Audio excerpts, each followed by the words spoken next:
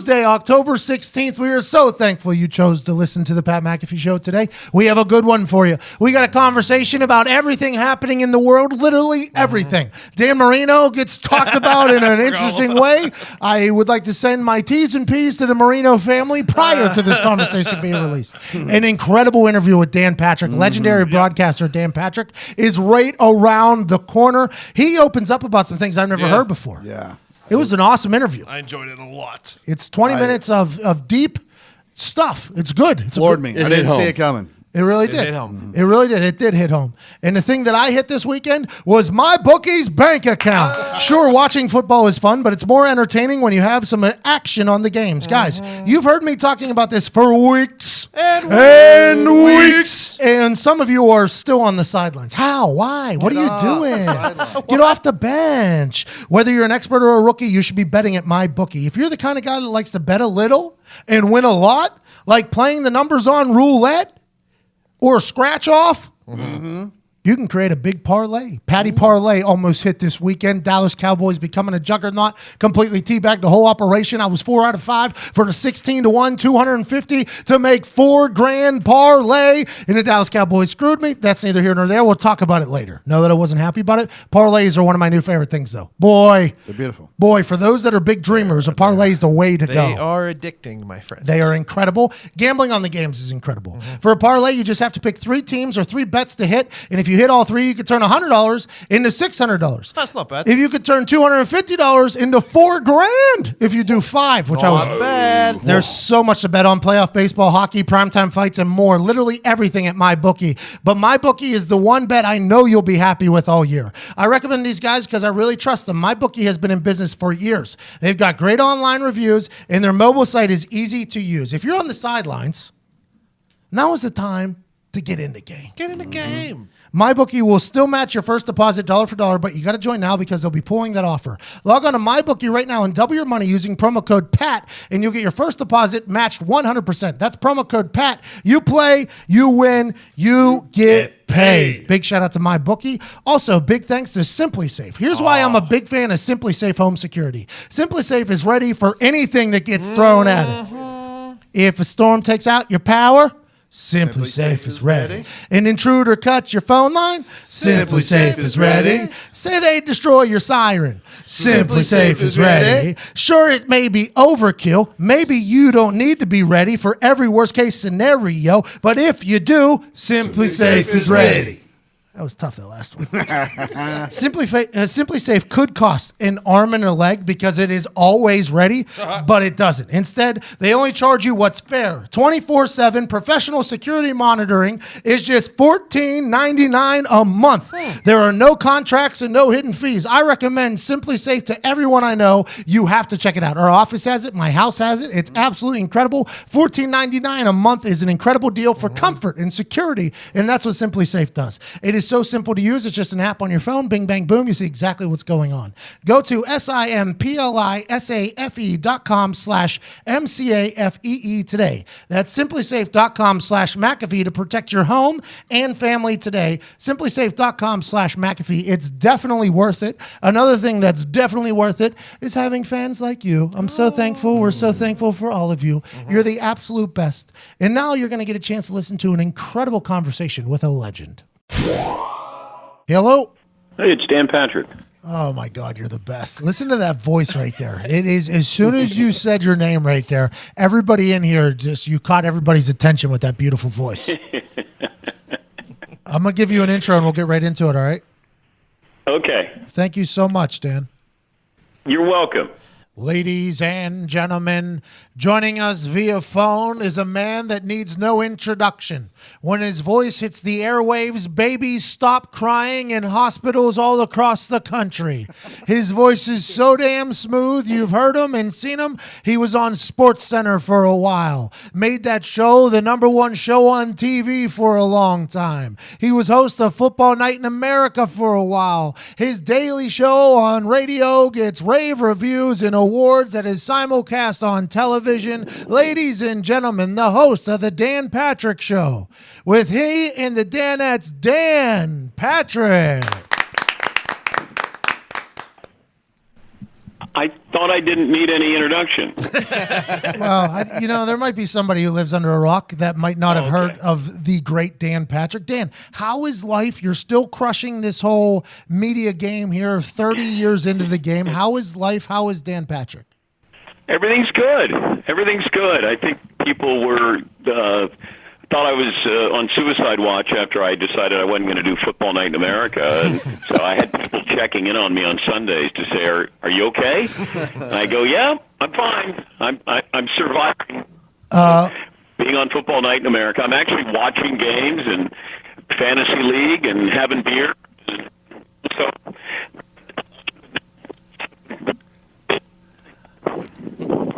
Dan, you broke up right there, Dorn. Right after you said fantasy league and beers, it's almost like Football Night in America is attacking your phone right now. Everything's good, though. Everything's good. The daily grind that we have in this business, but I like to stay busy. I remember it was Brent Musburger and Bob Costas both wondered how I did it every day, and I said, I don't know how you don't do it every day, because that's what we do. As a sports fan, as somebody who does this for a living, I love the daily grind of following stories and interviewing, and I love the process. You're one of the best interviewers in the sports world. I mean, anytime you get a guest in there, you have this ability of bringing out incredible things and forming these relationships. You and Adam Sandler have become best friends, basically, from his experiences on the show. Who are some of the people you talk to that you've enjoyed hearing their story, or people you feel like you got a chance that they opened up with you that you did not expect? I think anybody who's honest, that's what you want, because I always view it as I'm a conduit to the listener or the viewer, and if I'm doing my job, I can have my question get to an answer and then give that to the viewer or listener, because that's who you're serving. Dale Earnhardt Jr. probably surprised me as much as anybody when he started talking about his childhood and things that he had never talked about before publicly. And what stood out is, I just talked to him about growing up, and he said, I remember watching my house burn down, and I realized at the time all my toys were inside, and then I had to go live with my dad. And so it kind of struck me with the honesty of it, but if you've ever been around Dale Earnhardt Jr., that's who he is. But just that, I think he said he was 5 years old or 4 years old, his house burns down, he lost his toys, and then he had to go move with his dad. And it kind of stuck with me of how refreshingly honest it was with something that was so painful to him, and delivering it in that manner. So all I want is somebody who, if you ask a question, you think you're getting an honest answer out of them. And doesn't always happen, but when you do, then sometimes you have radio gold. So with that being said, OBJ, I guess, was very honest with his answers about the Giants, but he looks like a bit of an asshole when it comes out. So what is your thoughts on the whole, because everybody in media, and I'm not saying you, I said everybody there, that's a broad brush. Most people in media, though, want honest answers until they think that it's not the right thing to say. What do you think about the whole OBJ situation with Lil Wayne and the New York Giants? Well, I want honest answers, but that doesn't mean I have to like honest answers. I mean, there's a difference in that, because if you give me honest answers, you're making my job easier, but that doesn't mean I approve of them. Jimmy Butler's keeping it real in Minnesota. Really? It didn't sound like he was keeping it real. How about you keep it real quiet and you keep it inside? You keep it in the locker room. He made it public for a reason. I believe Odell Beckham Jr. made it public for a reason. And the fact that these two both feel like they, that this was the way to do it, because you were being honest, quote unquote, being honest.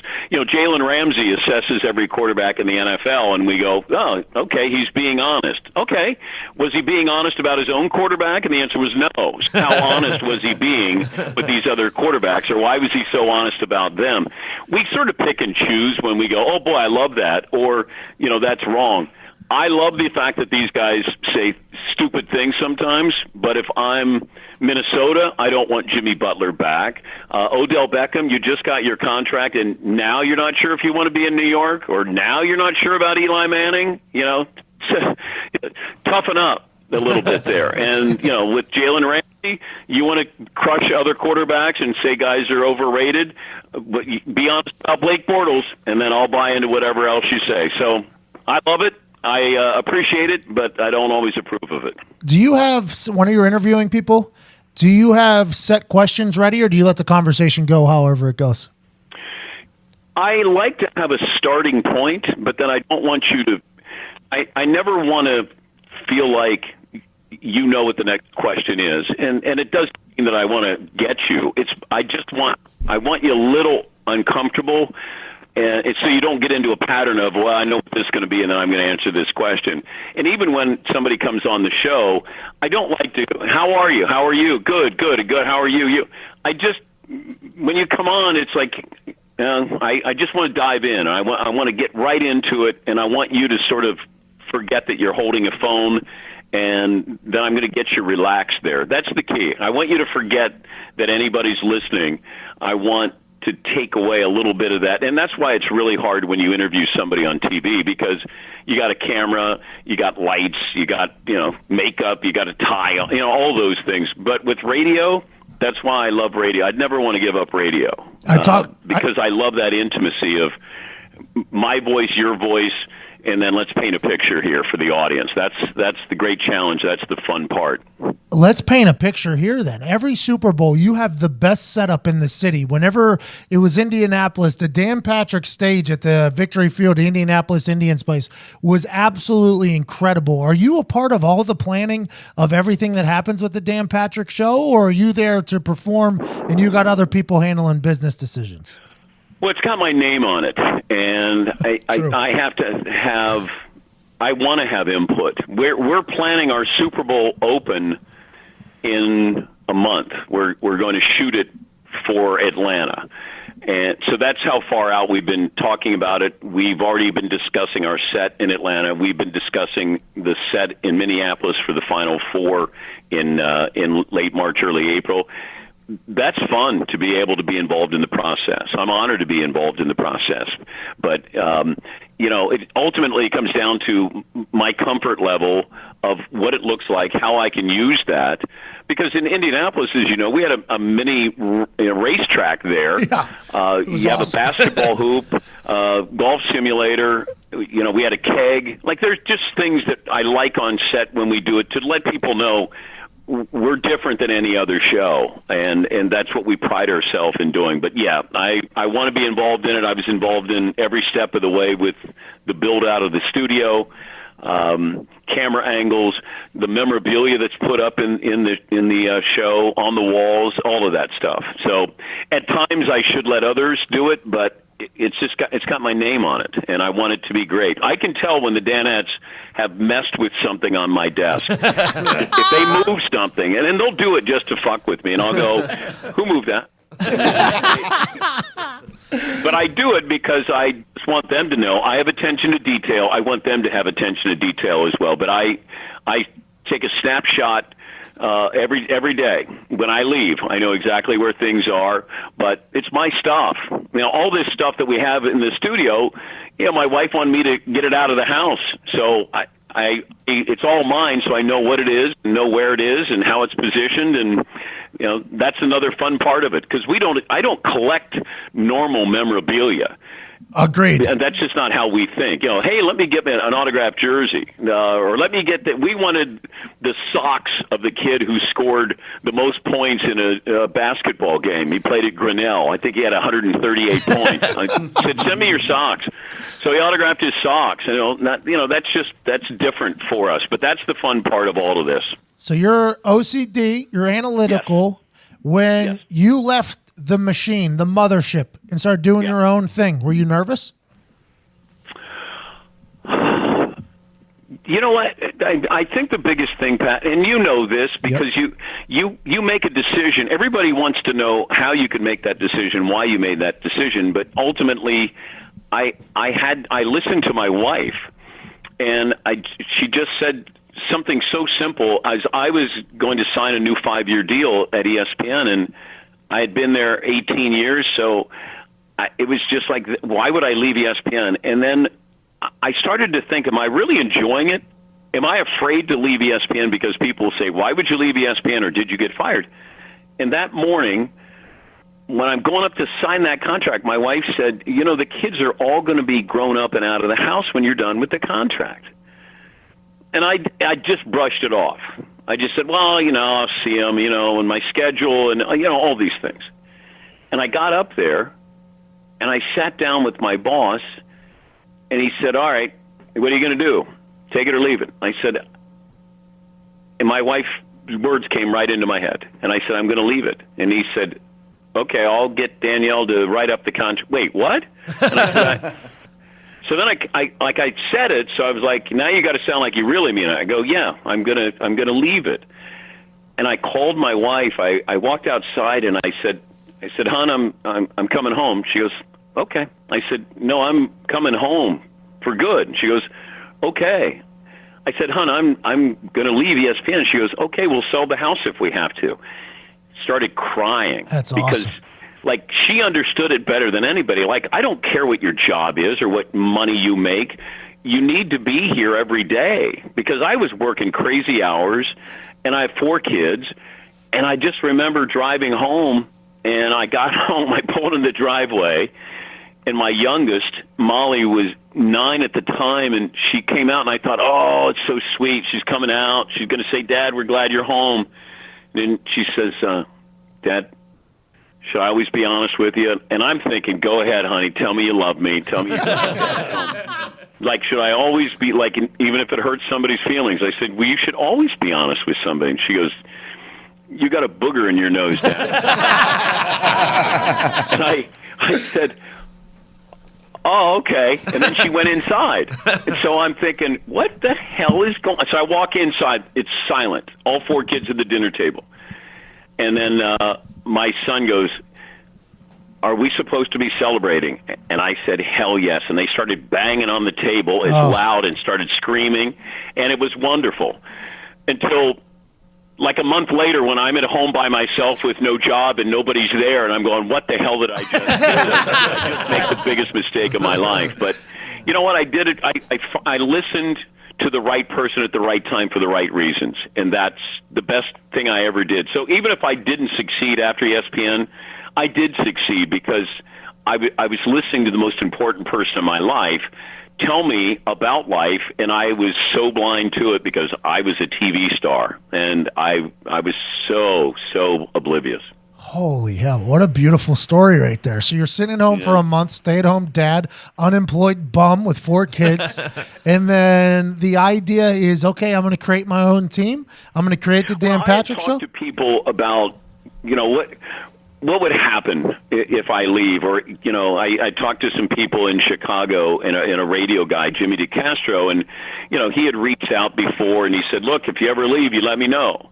And I didn't really know him. And then I thought, well, okay, I'm curious about that.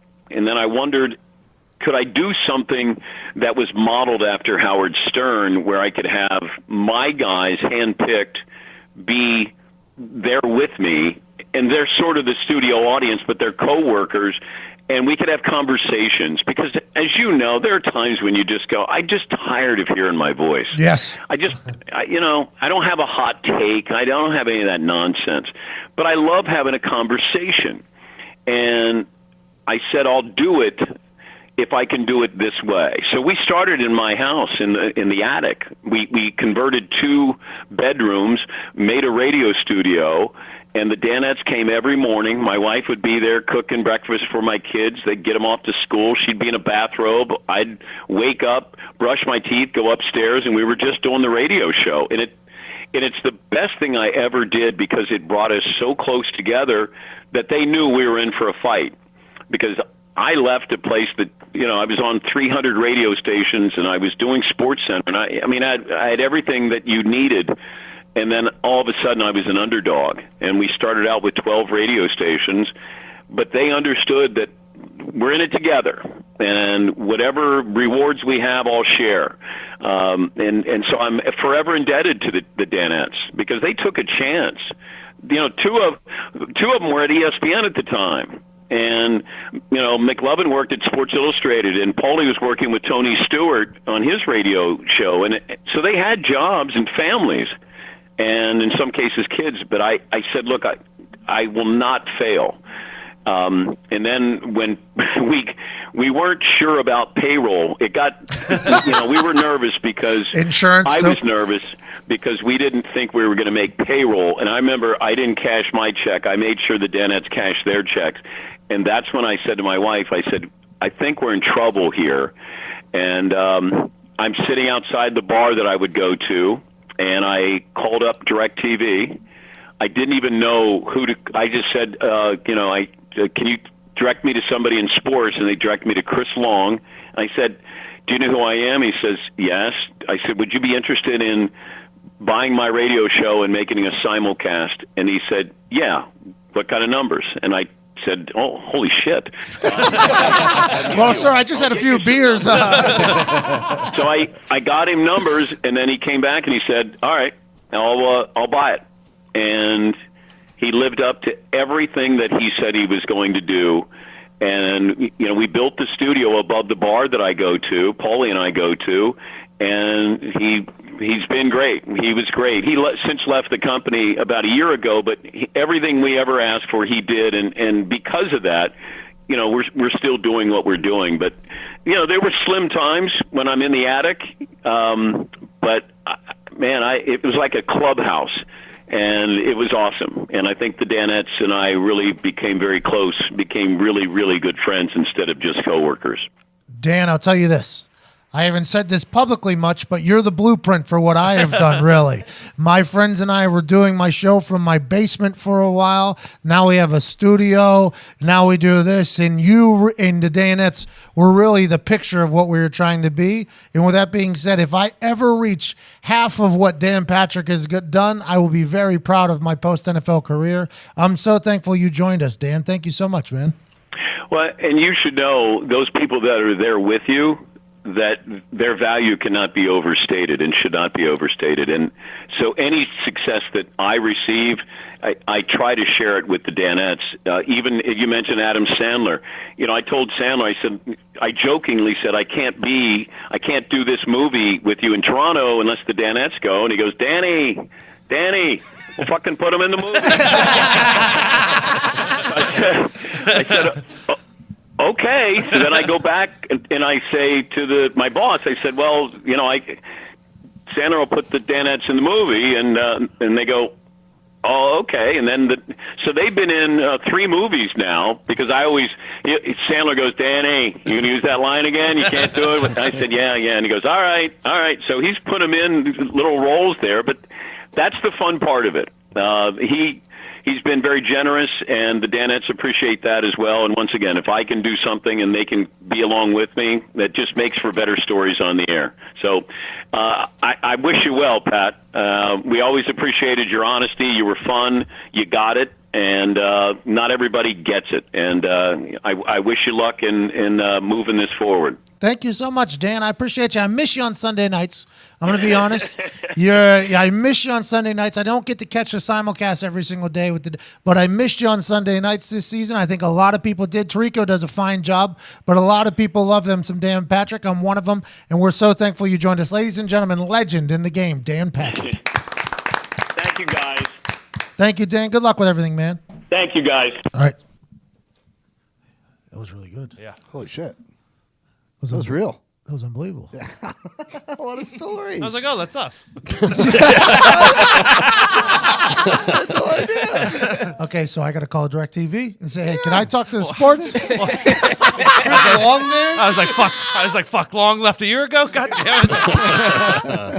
Big thanks to Dan Patrick, man. That was really cool. Wow. That was really cool Yeah. of him.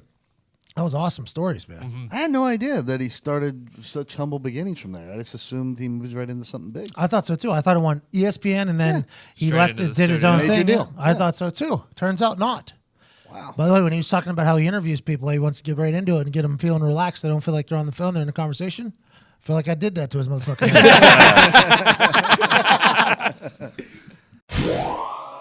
It really sounded like he was talking about us there for a while. It did. It was Me and you wild. made eye contact during at one point. I was like, hey, yo, bro, that's... Hey, man. Now, Now, granted, that went for you too? he was on 300 stations. Yeah. He was on 300 stations before we were. But boy, If we get anywhere near the Dan Patrick Show got, I think we would all consider this quite a success. You were on 300 stations. DirecTV? What's that? You were on 300 stations.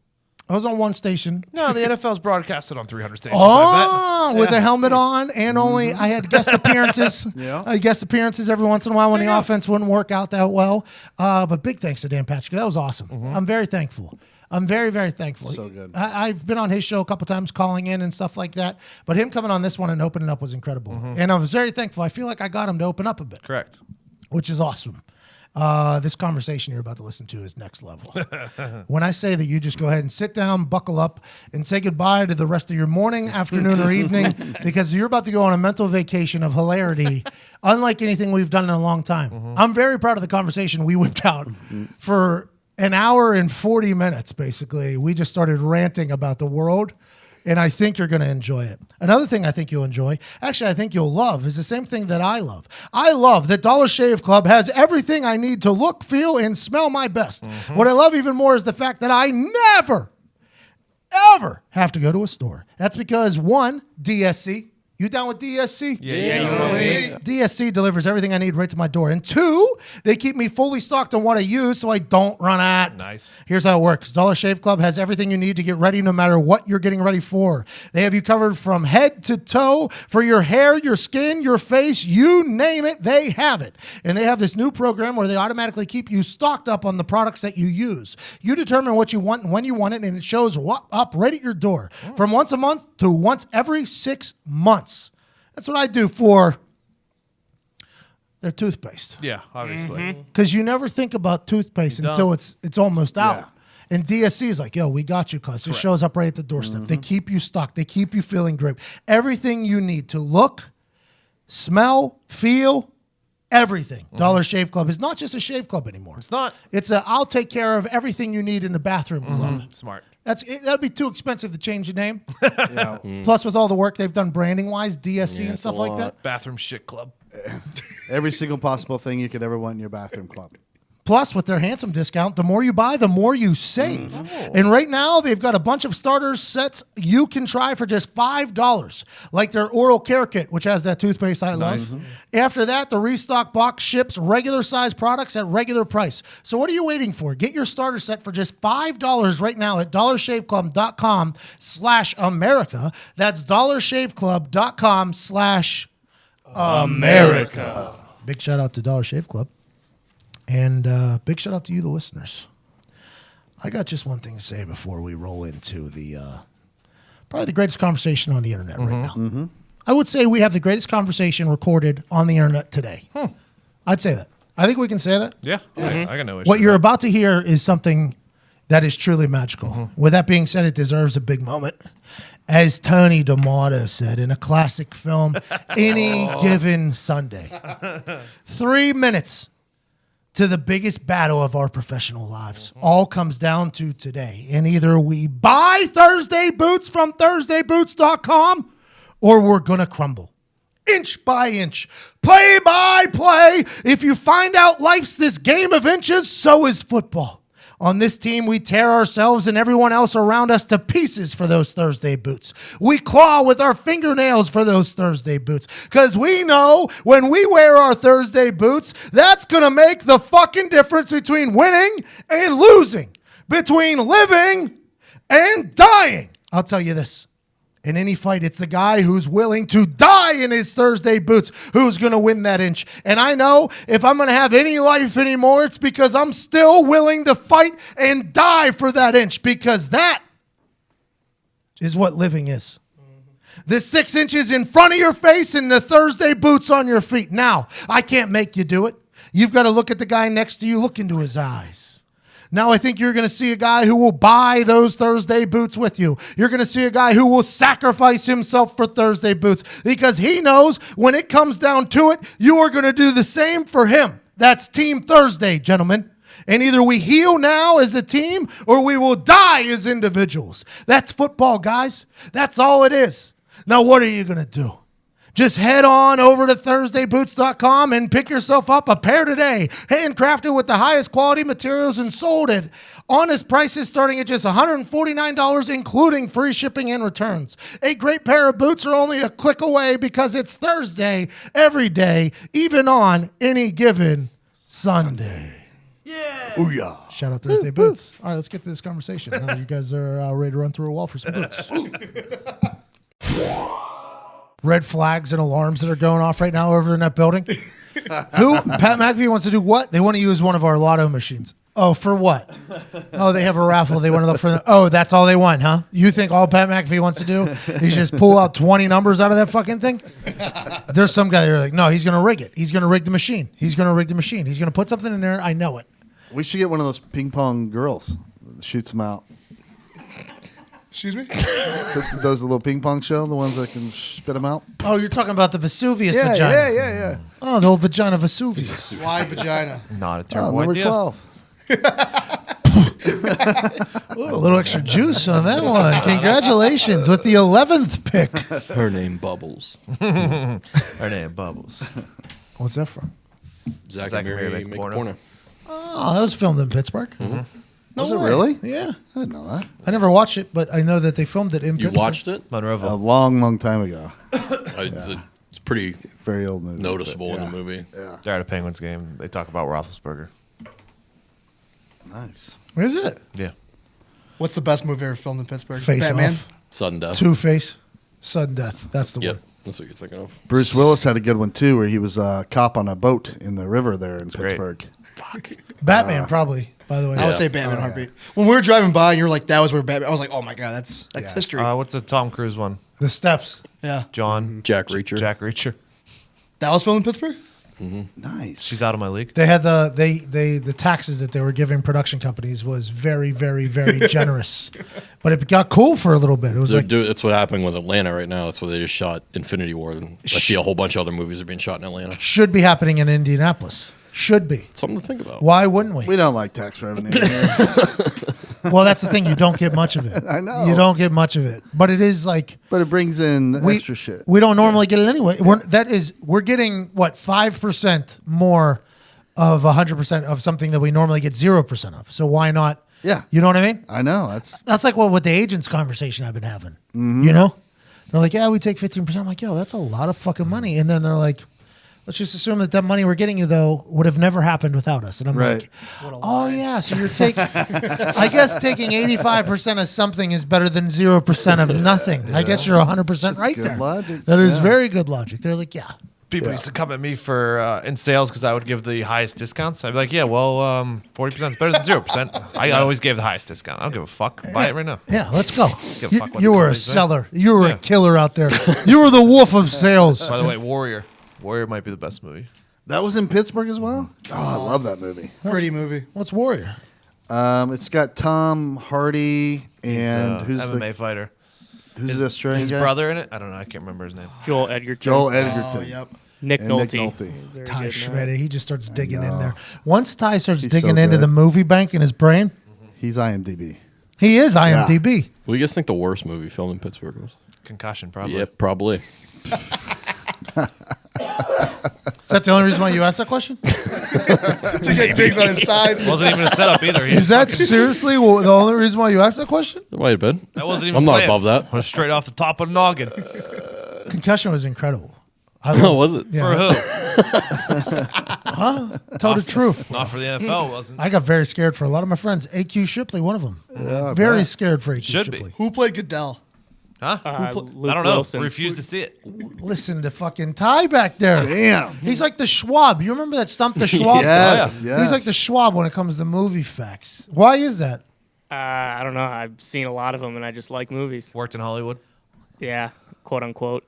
I was in Hollywood a little bit. I was on the Fox lot there for a while. They had me park under the wrong building. Really? Yeah. The security guy sent me to the wrong building. He goes, what's your name? I'm like, Pat McAfee. He's like, you have your ID? I'm like, I'm not lying. Yep, here you go, though. He runs it through. He's like, you actually need to go under building 111, which is back out this exit in another security door. And it's over there. I'm like, thank you. Okay, sounds good. I turn around. I go in that one. What's your name? Pat McAfee. Do you have your ID? Yep, already. here you go. They're like, yeah, you're parking below this building right here, and you'll go to building 111, which is right over there. Points right back to where I was. Points right back to where I was. I was like, why do I got to park here? If they're well, you could have parked over there. I was like, no. I was told by one of your peers that I got to park over here. He was like, no, he lied to you. You could have parked over there. I'm like, great. This is a good start. All right. This seems to be a good start to my day here. So I parked down in like, I think it was like P3 or C3, way down. And then I come up, and then I have to walk past the security. Security's like, how can we help you? I'm like, wrong building. So now I got to walk out of their building, across a patio, into another building where I sit. That's where I see the big fucking robot guy. Yeah. I'm like, oh, I think this is where I'm supposed to be. That was what greeted me. And then my guy, he was like, who are you here for? I was like, there's like 5 people. He was like, do you know one of their names? I was like, yep. And I said, he was like, sit down, man. I was like, you're the coolest guy on earth, huh? He's like, you got it. And he phones the person in. We got he didn't say a white guy, but he said, we got an athletic looking guy down here to see you. And I was just sitting there. And he hangs up the phone. He's like, it'll be a couple minutes. I'm like, sounds good, man. I'm just sitting there. People start walking by now. Like interns start walking by. Yeah. Had a couple fans that they were like, McAfee, what are you doing? I'm like, I have no idea. I don't even know if I'm in the right Yeah, and then they go through like the locked doors, like the doors open and lock, and you can't see through them. Yeah. So they're like going off into like this nowhere land, Like I have no idea what's on the other side of there. Is it one gigantic studio that Terry Bradshaw is like right there? I have no clue. I thought like Strahan was potentially 5 feet away, potentially. So then people are walking out. McAfee, what are you doing? I'm just waiting. And then finally, the gentleman that was with me comes down, or to get me, comes and gets me. I go in there and I tell the security guy, like, have a great day, man. And he's like, you too, bro. And gives me like the Peyton Manning like gunpoint with a wink. And I'm like, this guy's awesome. Nice. It's like an 85-year-old black guy just living his best life. Then I go in and I see there's all these different studios. And then I have to go record one of those videos. Yeah. And to do that, I had to go all the way down and go out into that parking lot that I was talking about that I walked through. So every time I'd walk out, I'd be like playing the video, like looking at it so I could see what happened. And I'd be talking to my guy. I'm like, am I good to come back in? He's like, yeah, you good, man. I was like, I appreciate that. Can I go outside? He's like, you're an adult. You can do whatever you want. I'm like, all right. I feel like you're being a little bit of a sarcastic prick to me right now, but I'm going to go. And then I would go out and yell in the patio where everybody saw me. And then I come back through, and there was a changing of the guard, literally a changing of the guard, security guard there. And there was these 2 guys that came in replacement for that guy. And literally, as I just got done yelling and I walk in, he goes to the 2 security guards, he goes, he good. And then he walked out. It was just a beautiful moment between me and that security guy. By the way, beautiful moment. Bradshaw, he's out of his mind. Like, bro, he just wings it up there, huh? He literally just said today that if he had to choose between having Aaron Rodgers on the Packers or Mike McCarthy, he would choose Mike McCarthy.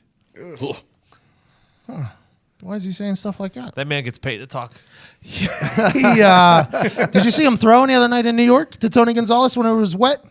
It was a Thursday night game, and I guess the Thursday night set isn't their set; it's somebody else's set. Yeah. So they kind of just and it's live too, so it kind of just happens very fast. It's kind of like just fly by the seat of the pants, I guess. And it's Terry, Howie, Michael Strahan, and they had Tony Gonzalez on there.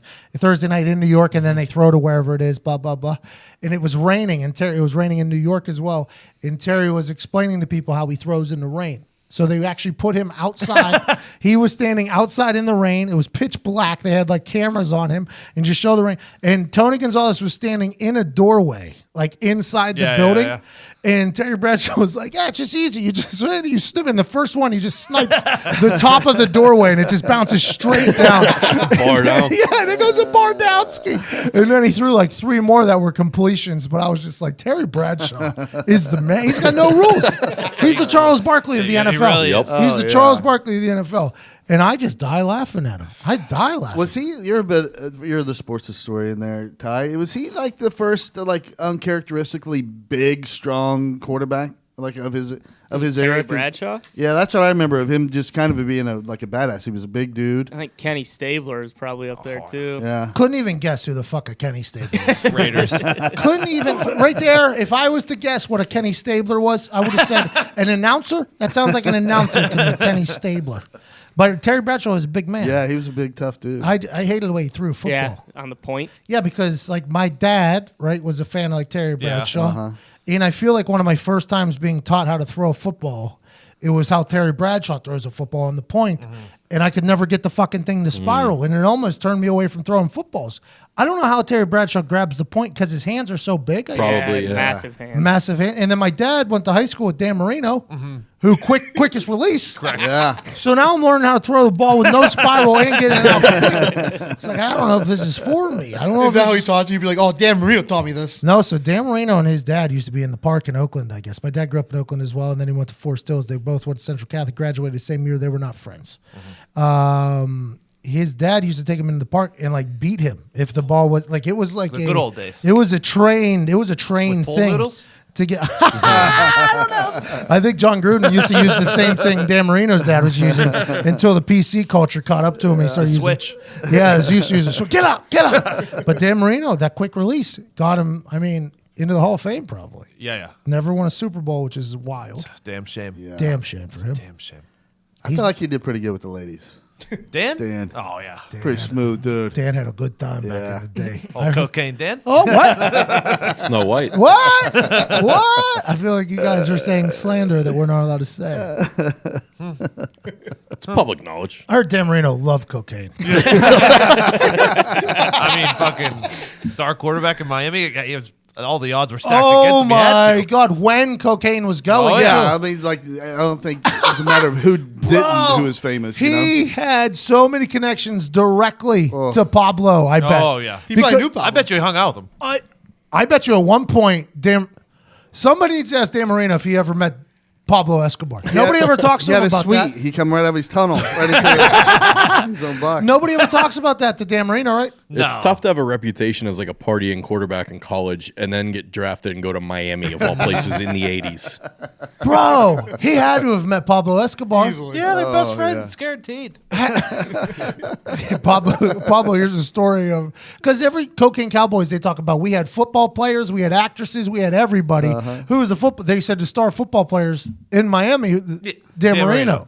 Yeah, it's all coming together right now in my head that Dan Marino was a big reason for the city of Miami becoming the cocaine capital of the world. The reason Finkel missed was because he had a coke problem. You think Einhorn had a cocaine problem? And a new pair of pants. Dude. Oh, yeah. Dan Marino knows Pablo Escobar. For sure. Pablo, here's a story. Hey, Pablo. See, Pablo. They got this gringo. He throws football, spend a lot of money on cocaine. We don't even need drug mules anymore. You can probably throw the coke over. Quick release. Pablo, quick release. They come, he throws out. Dan Marino's slinging cocaine. That would be a good gift. Dan didn't deserve that. Dan did not deserve that. But it's all probably pretty accurate. That's here we are. We aren't afraid to talk about the things other shows won't If talk you were about. as famous as he was in the 80s, you had to have a good time with. In Miami, too. Not just In Miami. because I think even they talk about New York, like Joe Namath, he was living his dick off. Yeah. Not that Dan Marino's as old as Joe Namath, but I think it was every big city everybody was doing the cocaine. They talk about it as if it was like alcohol or weed nowadays. Yeah. Everybody was on it. And if you are the face of the city and you're a notorious party guy, I'd assume Dan Marino has met Pablo Escobar. And he doesn't have a tiny nose, so he's just set up for disaster. You're a fucking idiot. Dan Marino, we're never going to get him on the show because of this. Who's he work for, CBS? Yeah. Probably never have a chance on CBS Sports after this. But these are things that if you start really connecting dots here and follow the yellow brick road, it's coming up all white. It's coming up all white. Unintended. Yeah, that's why. Yeah, Welcome to the show, man. yeah, Zena, that was why.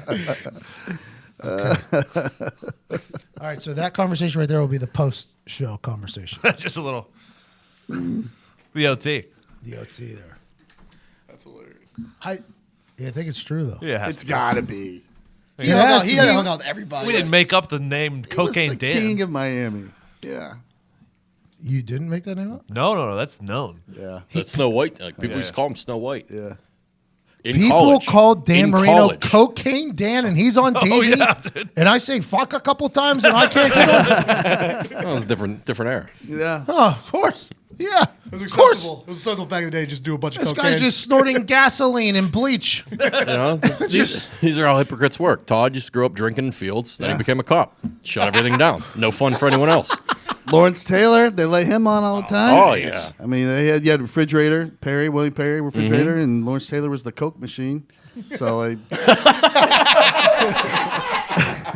no problem overlooking his little past. There's a article right here that Kyle Turley says that Marino used to smoke weed before games. Respect. Respect, you got to come down at some point whenever you just got all that booger sugar jacking you up. That's probably why his release was so goddamn quick. Oh my God. Yeah. It says a drug problem was the reason why he fell to number 27 in the draft. So the Miami was like, everybody here's got a drug problem. We'll fucking take them. That's why old man Rooney didn't take him. That's what I heard. Because cocaine. Yep. That's crazy. wild. Back in the day, though, everybody was doing the Yeah, I mean, you talk to comedians that were big in the '80s, and like they was just like you'd go into the green room and it was just piled up on a table.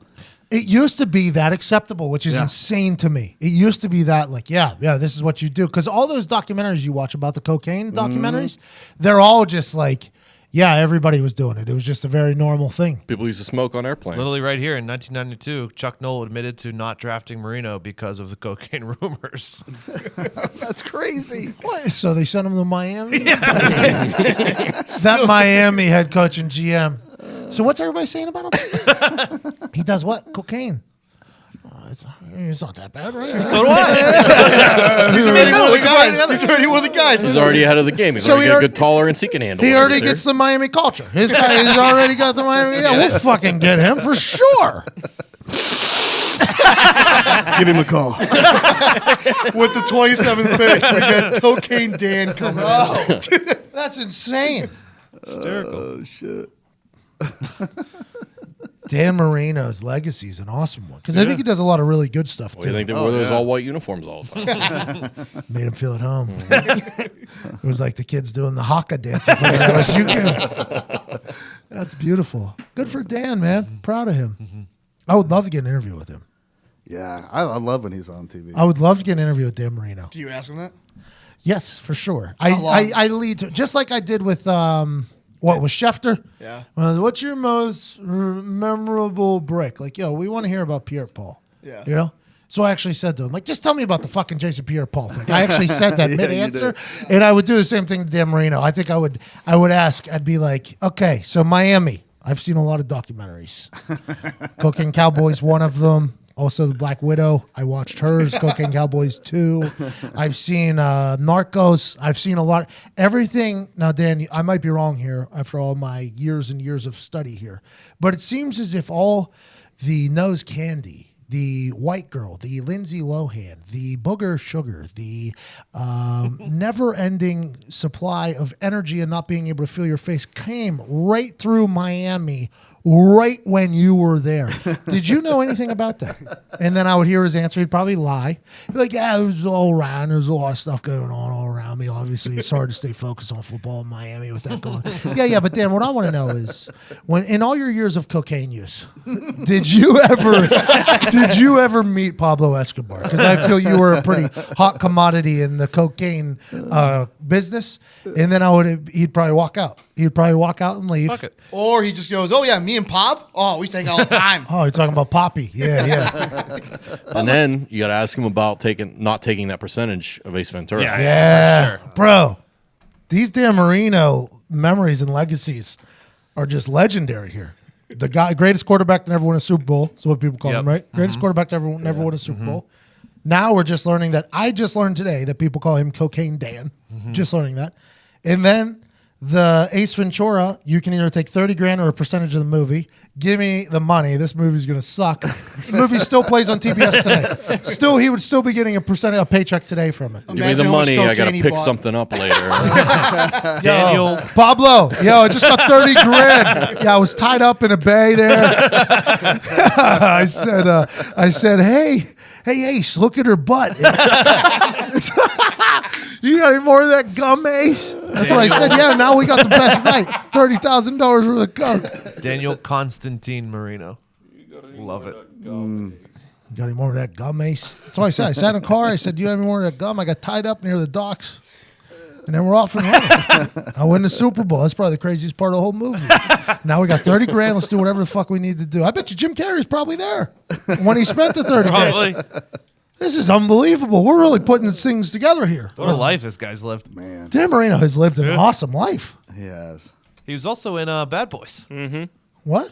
Bad Boys too. Yeah. They took his car that he was test driving. Yeah, it was a his Cadillac CTS. In Miami? That's right. I forget about that. Bro, he's in all these drug movies. He's in the drug city during the drug era. He's known as a drug guy. And Dan Marino still gets gigs on TV. Yeah. And I do not. I'm scary to them. Me. I don't know Pablo Escobar. I don't know a guy. I don't know that guy. Good for Dan Marino, though. I would very much enjoy a conversation with Dan Marino. Oh, yeah, that'd be great. Like It has a to real happen one. now. Yeah. Like a real one, though. You know, like an actual, like, hey, Dan, you might get some questions here. You don't get upset about, don't get pissed off, because I want to let you know, I think your life is a legendary one, just for future reference. But he had to have seen some shit in Miami. I'm sure he's got time now. He's just hanging out now. He's not doing anything. I bet it happens. I bet you get interviewing. Went to high school with my dad. Graduated the same year. We're not friends. I wonder what he'd say about your dad in high school. I don't think he knew Tim existed. We could even lie and say that you went to Central. Maybe that gets him in the door. He just goes, oh, Tim McAfee, greatest spiral I've ever seen in my life. Tim McAfee. That dude used to have a quick release. We used to be up at the park. Dan Marino. Who would have thought Dan? That awesome. This interview's got to Apparently everyone. That's wild. Hashtag Endgang. Hashtag Endgang. A picture of Dan Marino living. Oh, boy. What do you think a picture of Dan Marino's parties, regular parties, look like down in Miami? Picture, GIF, video, whatever you want, of a party. I'm going to get so many of the...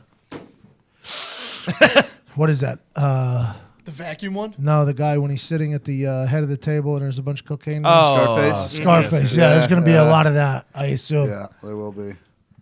Are we like, is this a doxing situation right now, what we're doing? No. It's all over the internet. It's on his Wikipedia page. Oh, it's Oh, real okay. now. So then we didn't do it. Yeah. It's on his Wikipedia page that he fell because of recreational drugs in the draft. He had a good time. I mean, we only insinuated that he probably very likely was a known associate of Pablo Escobar. Courtesy of Wikipedia. Courtesy of Wikipedia. We did say that about the Pablo Escobar friendship. We must, if you are listening to this, please know we are not certain if Dan Marino and Pablo Escobar were friends. No. But we're pretty sure of Makes it. a lot of sense. We're pretty sure. Pretty sure they've hung out in a club before. We're pretty sure of it. Those murders, though, by Pablo, by the way, those Cocaine Cowboys, that Cocaine Cowboys documentary, they used to just run up in entire malls with like automatic weapons and just saw down everybody just care so they who was around. to kill one person. Yeah. It was just to kill that person who's in the middle. They would just shoot 35 people. Yeah, crazy. Was that Marino the- used to saw down the Jets. It's the same thing. The Jets saw down the Colts. We talked about that earlier. Remember? Yeah. This is all going at the end. All right. Have a great Tuesday. Heartland Radio 2.0 tomorrow. I'll be in Orlando, Florida with the WWE You will. for the next couple of days. Pretty exciting stuff. This is a blossoming relationship. I'm excited about it. Oh, nice. This is the first real step. This right? is, yeah. Well, the panel, I think, was Yeah. kind of like a feel out. Yeah, like a tryout kind of. Let's see how we do together. Yeah, they had me on the panel. They're like, let's see if this guy can keep it together. Because Michael Cole, very thankful he put me on their network. Nobody else would put me on a network. Nobody in the football world would put me on a network. Nobody would. Michael Cole is like, hey, everybody says they like you. Why don't you come to a panel? I'm like, yeah, absolutely. You want to come down to the one in WrestleMania? Pretty big fucking panel. It's a pretty big fucking, yeah. I'll definitely come. Got it. So then they put me on there, and it was just like back in the day when I would do the NFL Network with NFL AM. That show got canceled, and then I was never called back by the NFL Network. The NFL AM show, they had me host in the off season, and they'd bring me in, and they'd have all these people would be doing all this preparation, okay? And I don't have any note cards. Everybody's got all these note cards. And I'm there for like 2 hours before the show goes on. Everybody's got note cards. They're like, do you need any notes? I'm like, no, we're good. They're like, do you have the blocks? We have A block, a B block, with C block. It's a 3-hour show or something. I'm like, yeah, good to go, ready to go. They're like, okay, let us know if you need any notes. I'm like, all right, sounds good. So the first block I'm in, the first segment, they introduce me, and I have an earpiece in, and the person asked me a question, and in the ear they're like, 10 seconds, and I'm like, I'm good, thanks. I hope your life is great too. And then the next person talks, and then they go to commercial, and they're like, great break. I'm like, great break? Like, I said 4 words. What did they think I'd be writing notes for those 4 words, just for future reference? So then the second block, they asked me a question, and right before I go to answer, as she's asking the question, so that's what the notes are for, I think, was to ask down the questions I'm going to be asked. Yeah. Because while she's asking the question, I'm going to be being talked to in my ear. So she's asking a question, and I'm like trying to read her lips while this guy's in my ear, like, you have 30 seconds. And I'm like, I think I made out there like Peyton Manning. So then I went on like a minute-long run. I went on like a nice minute-long rant. Everybody starts laughing. Then they go to the next person. We go to a commercial break. Third block comes back. A little conversation, and they head to me, and the guy in my ear goes, take it to commercial. We got 3 minutes. I'm like, all right, now we're feeling it. All right, so this is when I started like just talking, right? Yeah. And then we go to a break, and then the person in my ear is like, yep, love it. We're going to do that for the next 2 hours. I'm like, perfect, okay. WWE was the same thing. So we rehearsed that first day for the panel. We rehearsed all day. And it was like, okay, Charlie would do all of the hard lifting, basically. Sam knows our business, so we'll have Sam talk. Pat, if you want to say something here, that's okay. I'm like, cool. So we're sitting there and I've never rehearsed before either. So I don't want to blow my load on anything in the rehearsals. So the first rehearsal, I'm saying like, oh, it's going to be a good match. And then they're like, thanks, Pat. And then they're like, God damn it. I'm like, like watching the rehearsal, I could just see Michael Cole's face just being like, why does everybody like this guy? I don't understand why everybody likes this guy. And then by like the third rehearsal, I was like, okay, I'm either going to shoot my shots here or I'm done. So Sam would say something and I would just go after Sam. And I would just say, that's stupid, blah, blah, blah, blah, blah, blah, blah. Bing, bang, boom. And I would send it back to Charlie. Charlie and Sam would both be laughing and the camera people would be laughing. And then in my ear, I hear Michael Cole go, oh, that was a good one. That popped me is what he said. That popped me, which in wrestling world means got you to laugh or whatever. So then we go to the meeting after the third rehearsal. He was like, hey, that's what we want right there. Don't change it all. Whatever you want to say, just do it. I'm like, I thought there was like a time limit. He was like, well, that's because we didn't want you to sound stupid. I'm like, okay, thank you so much. I appreciate that. And then the show came, and basically in my ear, they're just like, go, go, go, which is a really, really awesome thing. Yeah, that's really so cool. After that one, it goes well. They invite me back. I go and do another one for them, right? Chicago. Was that the second one I did? Yeah. And then New York. Yep. Chicago. I go to Chicago, then I go to New York. At all those times, there's conversations happening with me and Michael Cole about like, hey, we should probably do something more. We should keep it moving. And now the conversations are really moving, which is pretty awesome. It's a pretty cool little thing. It's good you didn't blow your load in rehearsal because that didn't work out too well for Harvey Weinstein or Louis C.K. You got me. You got me. You just popped me, popped bro. It wasn't rehearsal, by the way. That was in the recruiting. That was prior. That was prior to rehearsal. They did that. Imagine going to work with that guy. Like, imagine somebody jerking off in a plant and then being like, oh, okay, yeah, I have to be around this guy for the next 6 months filming a movie. Is that not? How did Weinstein not just feel, or Louis just feel incredibly awkward? Yeah. Money. Mostly? Probably money. You think? I mean, Todd, you could jerk off in the corner all you want if you pay me. Yeah, it's got to be different, though, if you're a woman compared to a guy. If you're Yeah, a guy it's and the like guy a goes, predatorial thing. Oh, you're right. hey, you Yeah. mind if I jerk off in this plant? Yeah, I mean, But then you got to see that person. Yes. And as a stand-up comedian, and now this is just me thinking as a possible stand-up comedian, I'm in that green room. Somebody jerks off in a plant right in front of me. Like, how does that person not think that I'm just going to go right up on stage right there? Be like, yo, listen to this shit. 5 minutes ago, I'm sitting in that green room right there. And Louis C.K., well, yes, Louis, the guy, the host of Louis on FX, Louis C.K. He's coming up after me. This guy, the guy that's headlining the people. I was just sitting in there. He comes in, cranks his stick, Crack stick. cracks his stick, comes in a plant, probably going to die. Wait, was that his MO? And then just walks away. How am I supposed to do stand-up comedy here for 15 minutes? The intro for a guy that I literally just watched come in a plant. Like, how do you not do That's that? a great point because probably 9 times out of 10, that opener was going to intro him to the stage. They're probably so scared, though. That bit would have crushed. Oh, my God. Could you imagine them asking me to come out for a Louis C.K. show? Like, oh, Pat's trying to get some minutes. Louis C.K. will let you do on his show. I'm like, oh, thank you so much, Louis. That's so nice of you. I'm sitting in the green room, and we're just talking. He's like, oh, what do you talk about? I'm like, oh, I just tell stories. Wherever. He's like, oh, okay. And he just stands up and starts just cranking one. I'm like, yo, hunched over and sweaty. Ugh. What are you doing, Louis? What do I talk about? Like things that happen in my life. Well, you just changed my whole set. Hey, this just happened, so I really got to talk about this. The ladies he did it in front of obviously felt like they couldn't do that because their careers would be ruined. Yeah. But I feel like if they did in this modern time, that shit would have got 10 bazillion views. I wonder what happened to the plants. What do you mean? Like if they grew like bigger? Or? Oh yeah, for sure. There's great nutrients. Protein in there. It's terrible. Like, how do you not feel awkward though? As Louis C.K. Like, how do you not feel awkward there? I feel like I assume he felt awkward at the beginning, but then just got used to it. But bro, like I cut somebody off and we end up at a red light next to each other. I can't even look at them.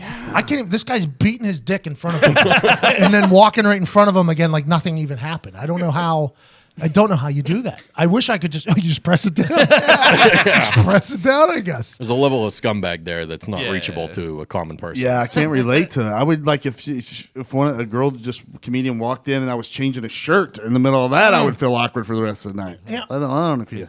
Yeah, it's true though. It's like it's one of those situations where you're just like I won't go back to certain places if I embarrass myself. There's bars I won't go back to. I'm like, oh, last time I was in there, I was a fucking dick and I puked. I am never walking back into that bar, and I haven't done it, and I never will. Can't go to my favorite bars anymore with you. It's not true. There's only a couple on the list I can't go into. Mostly because I know they remember me. Mm-hmm. The asshole. They're going to want to tell that story. Yes, exactly. And you're like, I don't want to relive it, bro. Oh, here's the fucking prick that ordered 100 shots at last call and then called us assholes for not doing it. Oh, it's great to have you back, bub. It's great to have you back. There was so many times where we would walk into our bar near our house before we moved here, and it was a Saturday, and the bartender would be like, oh, fucking surprised to see you two here. And I'm like, what did we do last night? See, I enjoyed that, though, but that's because we were regulars and, like, we knew them. So see, you're friends with them. Yeah. I just don't understand how, like, Bill Cosby was doing shit to people. It's like just absolutely. He's just a horrible person. Yeah, but completely.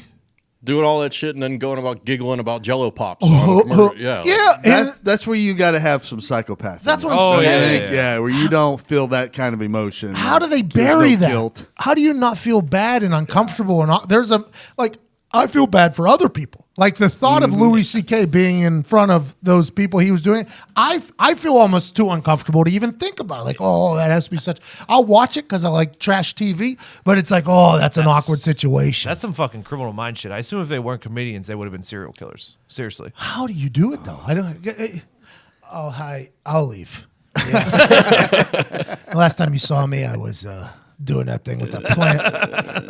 I'll get out of here. Did I just figure out invisibility? Does he not see me?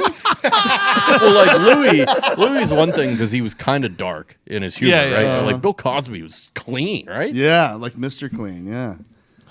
Dr. Huxtable. That Michael How you Shea. doing, Dr. Huxtable? Hey, Michael Shea on that Weekend Update. That's one of the funniest things they've done in a long time on Saturday Night Live. Did you see it? Mm-hmm. He was like, I still don't understand why the name was The Cosby Show, and his name was Dr. Huxtable.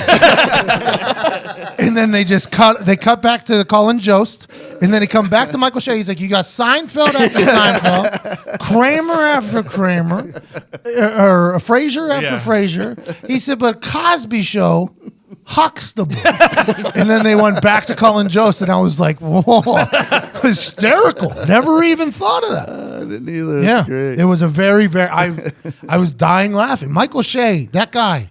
Weekend Update, I think, holds him back a little bit, the PC culture. Yeah. I very much enjoy that dude's brain, man. He's so good. All buildings matter. Yeah. That motherfucker, dude, his stand-up set was electric. PC culture. I saw this weekend that Steve Carell said that he would never do an Office reboot because the PC culture is too PC. Like that's what made I The saw it Office too. I was watching, I went into a rabbit hole of Office GIFs. Yeah, there's a lot of shit that there's no way it would fly. I know. Like him doing the finger penis. Just as small as that is, nowadays, that'd be deemed like he would be probably banned from TV. I can't remember what the episode is, but the race one. The Oh, race there's episode, so many race ones like, and When they fat have- shaming the and shit like cultural that. awareness. Yeah, they do the training. cards. Yeah. Well, yeah, they got away with it from Michael being the character of Michael being so ignorant to everything. He had no Yeah. idea what he was doing. You know what? I think our culture needs that nowadays, by the way, something like that. That person will be hated by a lot of people, but boy, I think it'd be funny to get people to laugh about themselves more instead of get I know. That's upset what's about great everything. it. I mean, he obviously was playing like a real ignorant person. That was the comedy, that he didn't know any different. Yeah. Like he wasn't doing it to be a bad person. Who He wrote couldn't that? help Ricky it. Gervais wrote that? He wrote the No. original, but like BJ Novak was one of the head writers. Who's He plays BJ Ryan. Novak? He plays He's- Ryan in the series. Oh, that little young looking Yeah, guy? yeah. He's one of the writers of that show? Yeah, so is Him- Mindy Kaling. yeah. The Indian girl. Kelly Kapoor. Easy, please. Jesus. is. Wow. Not Native American. She is. From Unbel- India. Convenience, not casino. Oh, there it was. We were trying to dance around it. Diggs. Hashtag endgame. Hashtag endgame. Let's check our ratings after that. I couldn't remember if I've said that before on here or not. Oh, It's have gonna I be said interesting that to- publicly yet? That's what Diggs just thought to himself. Has anybody else ever heard me say this outside of my tight group of friends? Now that I think about it, that was an idiot thing to say. Yes. What are you talking about? Yeah. We were actually talking about how a certain show could not exist because of things like that being said, and you After I doubled realized- down. After I realized where I got it from, I was like, oh shit, I haven't said that before. It's from an With idiot everything, friend. you couldn't do like Married with Children nowadays or like All in the Family. Oh, how back about in the them day. doing that, by the way, with The Connors? the Tom Brady and Belichick? Brady and Belichick been together 19 years. Oh, yeah. Yeah. That's the That whole average marriage, 19 and a half. Yeah, that was crazy. That was absolutely crazy. That was insane. 19 years is a long motherfucking It's a time. long time. You could see why they start getting sick of each other. Yeah. Hey, I'm about sick of you. What about two polar opposite humans? Little frumpy looking, cut off sweatshirt wearing son of a bitch, and then the most attractive male on earth, having a guy who married a supermodel Yep. who rides camels versus a guy who doesn't refuse to talk to anybody, just works all day. He's almost like a hermit, it seems like. And then Tom Brady, they're supposed to just be like in cahoots for 19 years straight. I'm surprised they lasted this long. They just want to win. And by the way, with that being said, ladies and gentlemen, we have a warning for the rest of the NFL from a mass hole. Everybody watched the Sunday Night Football game. Saw the Patriots do what the Patriots does. If you could stand here for that camera. So the Patriots do what the Patriots does, and the reason why you hate the Patriots Is is because of what happened on Sunday Night Football. It's just like no matter what happens, they're gonna win. yeah. They're gonna gonna win. win. No matter what. Now people are like, oh, they lost to the Lions. It's like, yeah, but that's like when the Patriots are figuring it out. September. That's when Patriots are figuring it out. Now that Chiefs team is the best team in AFC right now, aside from the Patriots. Their offenses. Their offense is incredible. Patrick Mahomes and Tyreek Hill and Kareem Hunt and Travis Kelce are here. Cheat code. Yep. Buy the shirt. Buy the Buy the shirt. shirt. Buy the shirt. Right Buy the now, shirt. right Buy the now, shirt. shirt.com. Pile shirts. BatmanShirt.com. Buy the shirt. But the Patriots just win the game. And you have no clue how, you have no clue why, and then you just know what's going to happen. And now we have a warning from a mass hole for the rest of the Not NFL. exactly a warning, like a nice reminder of what the NFL. See, listen about. to this, the talk, the tone. This is what Patriots fans are right here. Hey, it wasn't me who wrote this. This is a lot of people from Pat's Nation hit me up to chime in for this. You're okay? just the vehicle. I'm just the vehicle. I'm just the vessel. Call me Noah's Ark. Official statement. Vessel. That was the word we were looking for. The Vessel. last time we had this Yeah, I conversation. remember that. This vessels. You were just the vessel of the Vessel. message. Yeah. From Pat's Nation. Official statement on Patriots. Okay. Hello. Thank you for having me on today to speak. I love what you did with the place. There are many. You know what? Maybe Pat's Nation's much nicer than we thought. Look at that. Yeah, I think they like you. I think they're a big. After that fake punt, they really were a big Warming fan. us up. It wasn't me. I wasn't in that fucking play. Take that back to the vessel. That shit back to the Pat's Nation. I'll to the source that sent that to me. Just take get that on back. with it, will you? There are many things I'd like to get to regarding the 2018 New England Patriots. But first, I'd like to take you back to February 4th, 2018. Oh, we're taking a trip back. For those of you unaware, How can you go forward without going back? Is this a statement? Yeah, sorry. Tony, please. My bad. Sorry. Goodness gracious! Got really excited. Should I start over? No. We got it. Your first sentence. Hello. For those of you unaware, the Patriots lost to the Eagles on this day that will forever live in infamy. Oh, okay. This wasn't just another game, mind you, Zito. This was the Super Bowl. Oh, superb owl. As I walked off the field that day, What? I had another. I think you misread. As I walked off the field that day, I had a deep feeling. A feeling that reached all the way down to my plums. Balls. Tom Brady was going into another offseason of criticism. Oh. A lot of quarterbacks may care about this, but in a video released by Tom Brady on September the 5th, right before the season started, also known as the epilogue of Tom versus Time, Kissing his child. Facebook. I heard from Tom what all of New England needed to hear. What was that? And I quote, I just don't give a shit anymore. Oh. To worry about a lot of bullshit that people may say or think or feel, I really don't care anymore. That was 2 shits in one statement. Those are bleepable words. Dash Tom Brady. Oh. Tom Brady actually said that. Tom Brady said that. That's why I said, and I quote. And the dash. And dash Tom Brady. Now let's fast forward to September 24th. Okay. Okay. This is this year. This is the 2018 season. It's underway. Do the sound in the edit. We just fast forward to September. We lose to Matt Patricia in the Lions, 26-10, as we go to a record of 1-2. Fuck you, Fox. Normally, Amen. I wouldn't have an ounce of worry in my blood. However, the man whose show I now address you from warned me. In late August, he said, and I do not quote this may be the season where the roller coaster doesn't rise after the drop. Powerful You didn't words. quote that because you said it better than the words I said. It was along the lines, I think we understand what you were trying to paraphrasing. get. Yeah, you're paraphrasing. Paraphrasing, thank you. Yeah, it was a good Vessel. paraphrase. At a record of 1-2, this statement ran through my head as we got ready for the division-leading Dolphins. LOL. Disclaimer, and completely unrelated, the Dolphins just beat the Bears. Then, a voice of God. It was Zito's fault because of God. It's funny you just said that. Tied those both together. Zito shit in a church. Zito, what you do? I shit in a church and Instead of a gas station. instead of a gas station. And you Because made God mad at the Bears. Yep. you did that on Sunday morning while a church service was 9 happening. a.m. Wait, Yeah, why 3 did you hours shit in a before. church? Yeah, I was driving down back from Notre Dame, and I was just driving. I was like, I don't want to shit in a gas station. I want to shit somewhere So else. you're too good for a gas station. Yeah, and a fast food place. So he goes directly into Jesus' house, pokes his head into the goddamn the thing, and then goes and takes a shit, clogs the toilet, and walks out. I've been to the pub. The pub is a gas station. You live in a public food. Go ahead, you stay focused on your. You did to God what Matt Hasselbeck did to Andrew Luck. Oh.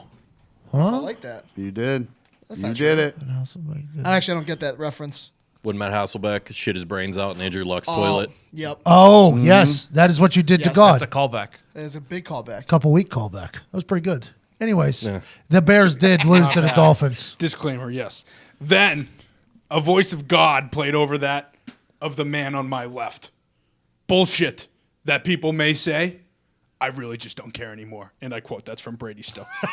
That played in my head over this guy. After Pat said the roller coaster. Okay, yeah. We went on to beat Miami, Yep, 38-7. I don't know if you guys remember. It was a bloodbath. it was. I took the Dolphins with the points that day. And I follow that with a game in which Patriots minus 14.5 at plus 220 was more than a lock than Thanos killing half the planet with a snap of his fingers. Can't believe you bet Miami. I did bet Miami because I said the roller coaster wouldn't rise. Yep. It wouldn't rise after that drop, but we're rising. Now that game against the Finns, that was just the beginning. Oh, the tide is turning. What you saw Sunday night against Post Mahomes and the gang, that was the coming out party. The 5 weeks the Chiefs have at the beginning of every season always brings a smile to my face. Not because they're winning, but because we, Patriot Nation, know that the wall of Belichick will be too tall a climb for the shelf on Andy Reid's stomach. Now, hold on. I'm not saying we're waltzing into the playoffs just because we beat the Chiefs. Okay. Of course not. We need a strong second half to get home field. where we have the Bears and Steelers away with the Vikings coming to town to Gillette. Oh, There'll probably be a division loss in there somewhere. Miami, I don't know. Oh, now the Dolphins could possibly beat you guys. When they go to Florida, Brady's like 7-9 in Miami. However, it's because the same thing that got Dan Marino. It's the same thing that got Dan Marino, bro. It's that nose candy. All right, here we go. I don't know. However, are you getting back on script? What I do know is that the Patriots aren't going anywhere. Keep saying, thinking, and feeling like they are. We really don't care anymore. Thank you, Patriots Nation. I feel like you just copied my statement to the Steelers Nation at the beginning of the year. Thank you. Copied your statement? Give me a break.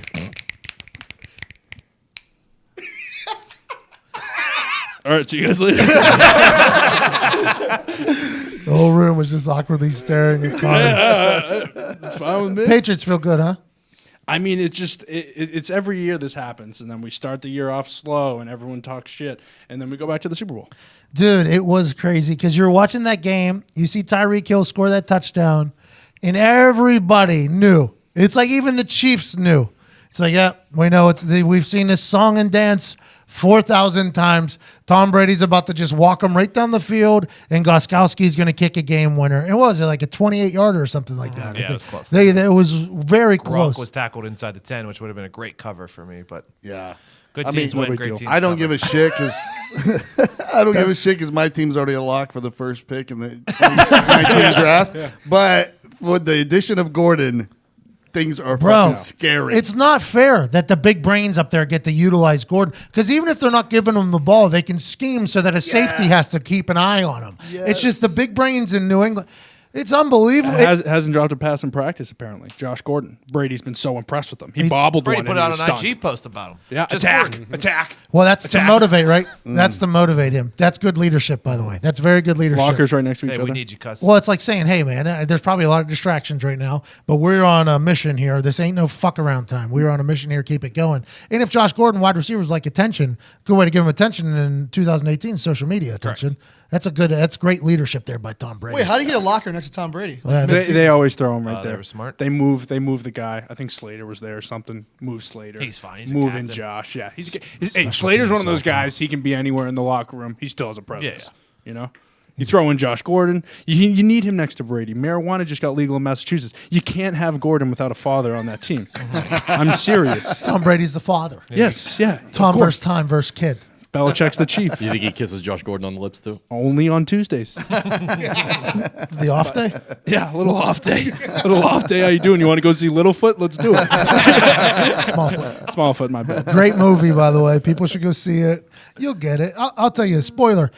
Bigfoot community finds out that there's a Smallfoot community. They hold one of the Smallfoots hostage, bring them back to the Bigfoot community to showcase them. The reason why we can't understand them is because their pitch is too deep.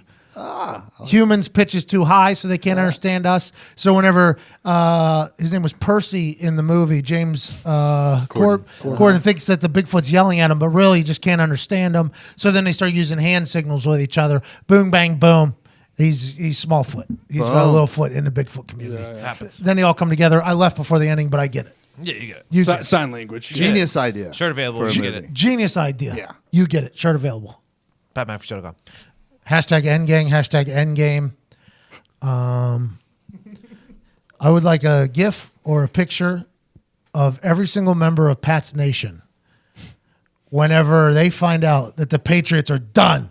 The Patriots are done. The dynasty is over after this year or next year. Or 45 when Brady retires. Unbelievable, isn't it? Unbelievable. He's going to do it. Also, I don't know if we Julian talked about- Edelman got his swagger back too. By the way, he started talking shit and getting mad.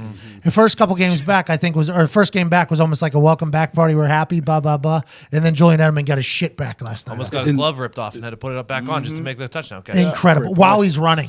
What a fucking stupid operation. What a stupid It was operation. like Vontez Burfict. He, one game back, it was calm, quiet, couple snaps. Next game back, tries to take someone's head off again. Well, He's Edelman, back you got to into get it. in the run game. That's the thing with Edelman. You get him blocking, get the blood flowing, then we're really talking about Julian Edelman. He's a bulldog. Yeah, exactly. You got to take the leash off What sometimes. if Gronk stays healthy this year, too? There's no chance of that happening because how many hits he gets, because of how good he is. But if he stays healthy, Julian Edelman, Josh Gordon starts figuring out more plays. It's fun. Again, Game over. here we are again. Sony Michelle.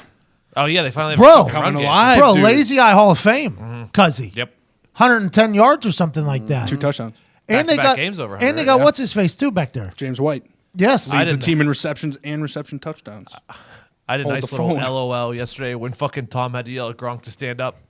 Yeah, Gronk, stand up! and then they had to take a timeout. Then they had to take a timeout. Yeah, that was awesome. that Gronk stiff arm though. Also, I think Pat Mahomes caught out cover 2 at one point, and then they popped off like a 20-yard run because the blocking got schemed up. I like whenever the microphone Yeah, picks yeah, up me like too. some really high-level shit, you know? Not that I know what any of it means. But when Patrick Mahomes goes like, cover 2, it's cover 2, it's cover 2, and then all of a sudden a 20-yard run starts out, you're like, you just automatically assume, oh, Pat literally just made a blocking check for them. That makes him look like a genius, you know? That's like when Cam Newton said to Clay Matthews, like, oh, you think it's a, huh? And then he that was changes the play. hysterical, dude. Yeah, that type of shit I like a lot. Because there's just so much talking at any given moment during It's a chess the game. It really is. There's so much talking. It's insane to think about. It's insane. You get to see the knowledge too. A lot of quarterbacks don't check because they don't know. And Mahomes, he's, 23, 24? He looks good, doesn't He looks real good. And he has It's that like the command. photographic memory. right? Photographic So he- memory. I think he's the next one. I think he's the next one. I've donned it. And I think everybody has, to be honest. I'm not like going out on a limb here by saying this, but I truly believe everybody's right. This guy is the truth. And I said this earlier to Connor. I said, you give like Pat Mahomes, Sean McVay, like a brain like that. I couldn't even imagine what he'd do. And then Connor told me, he was like, no. Andy Reid is Andy's got a very good Yeah. much better than Sean McVay. And then we start talking about what you say? I said the reason the Rams can do what they do is because they have their backbone of their team, I would say, is their defense. You got the best D-line. You got the two probably.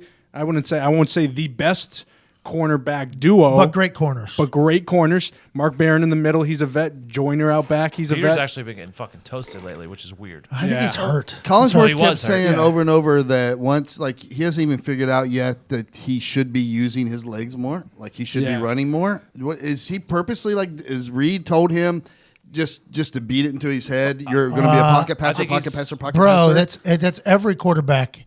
They are told, and it was kind of what was happening with Johnny Manziel. Whenever he was running and shit and they were making plays, it was like everybody was saying, like, this is not for the long haul. It's just like with RG3. RG3 was Offensive Rookie Player of the Year the same year Andrew Luck broke a lot of Peyton's records in the Colts. And they were like, this is not for the long haul. It's good, but it's not for Yeah. the long haul. Just because the sustainability of that is Right. very low. Andy But- Reid went through a little bit of it with Donovan McNabb back in the day too. That they used to criticize McNabb for not running enough. Yeah. Yeah, it's like But when Or just scrambling How even. sometimes you see him now where he waits too long and then he has to end up throwing it away as he's getting hit or whatever. But when he turns that corner and gets that Aaron Rodgers, like as soon as he knows I got nowhere to go, boom, I'm going to run. Like, don't you think it's going to be a Yeah, it has to total? be. And he can slide too, by the way, big Yeah. baseball player. he's more like Rodgers in the way that he doesn't scramble to run; he scrambles to make a play, Yeah.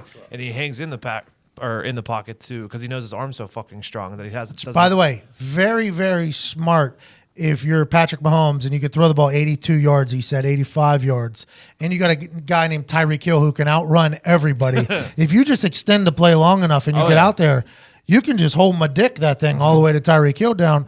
But it is very interesting that he rarely looks to take off. Yeah. When you would think like Cam Newton gets outside that, he's going. Cam Newton is going. He's one of the quarterbacks, by the way, I think, who's built like a defensive end. He can sustain. He can take the hits. And I'm assuming Mahomes could as well. he's a little skinnier, but Mahomes is a little skinny, yeah. But whenever he does, you're right. Whenever he finds out, like, which will probably come this is his first season playing. Right. This is his first season playing. Still learning, yeah. So next offseason, when he is literally just watching film of how he can get better, next year I can't even fathom what the like fuck Patrick Mahomes. in your system, like when he's up for his contract, so they're gonna get rid of him. Right? No, not Patrick Mahomes.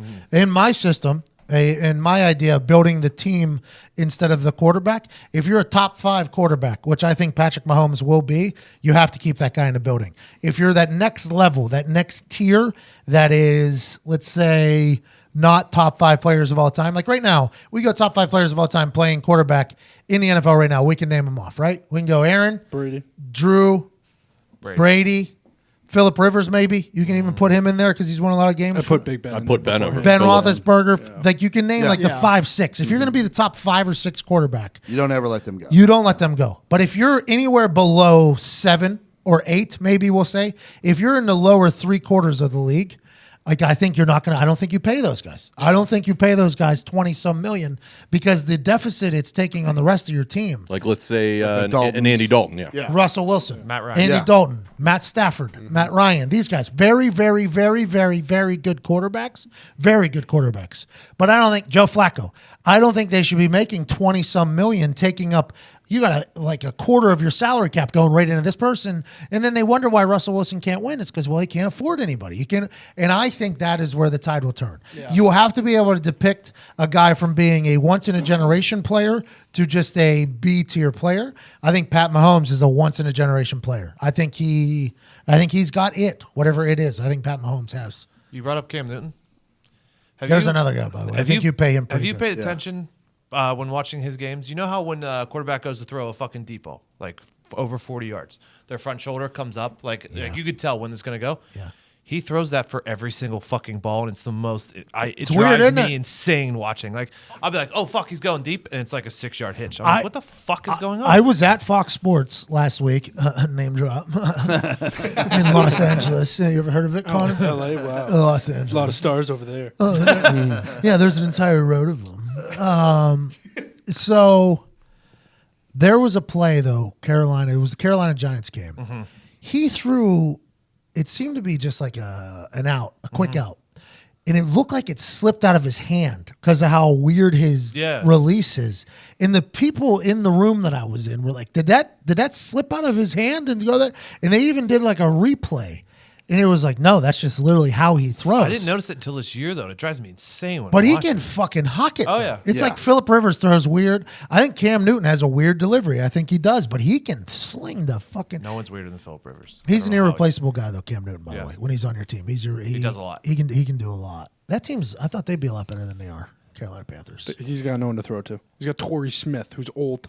Greg Devin Olsen. Funchess, who's a tight end. In Why'd he college. blow off Josh Norman? Why'd Cam Newton blow off Josh Norman after the game? I mean, Did Josh Norman say something about Cam? I think he did, didn't he? They were just talking shit all game. their split when he left Carolina was weird, and there's always been stuff between him and Cam. So then Cam and Josh Norman don't get Didn't along. they fight on the practice field too? Oh, yeah, yes. Yeah, when Josh Norman was young, he just Yeah. came into the league. Cam Newton beat the shit out of him in practice, and then Josh Norman got good. Cam Newton got into it. And Cam Newton, Calvin Benjamin. Yeah, there it is. Yeah. Cam Yes. Newton, Calvin. So everybody that leaves, it seems as if, I wonder what it is. Calvin took some heat this weekend because, the report was that Josh Allen went to him up to him pregame and was like, "Do you want to work on some routes?" And he said no. No, man, I'm good. Josh Allen's hurt at this point. Elbow injury to his throwing arm. Josh Allen, just a kid out there from, where's he from? Wyoming, South Dakota, wherever the fuck he's from. Hey, Mr. Benjamin, I was wondering if maybe we go get some work in right here before game. Okay, I'll go fuck myself.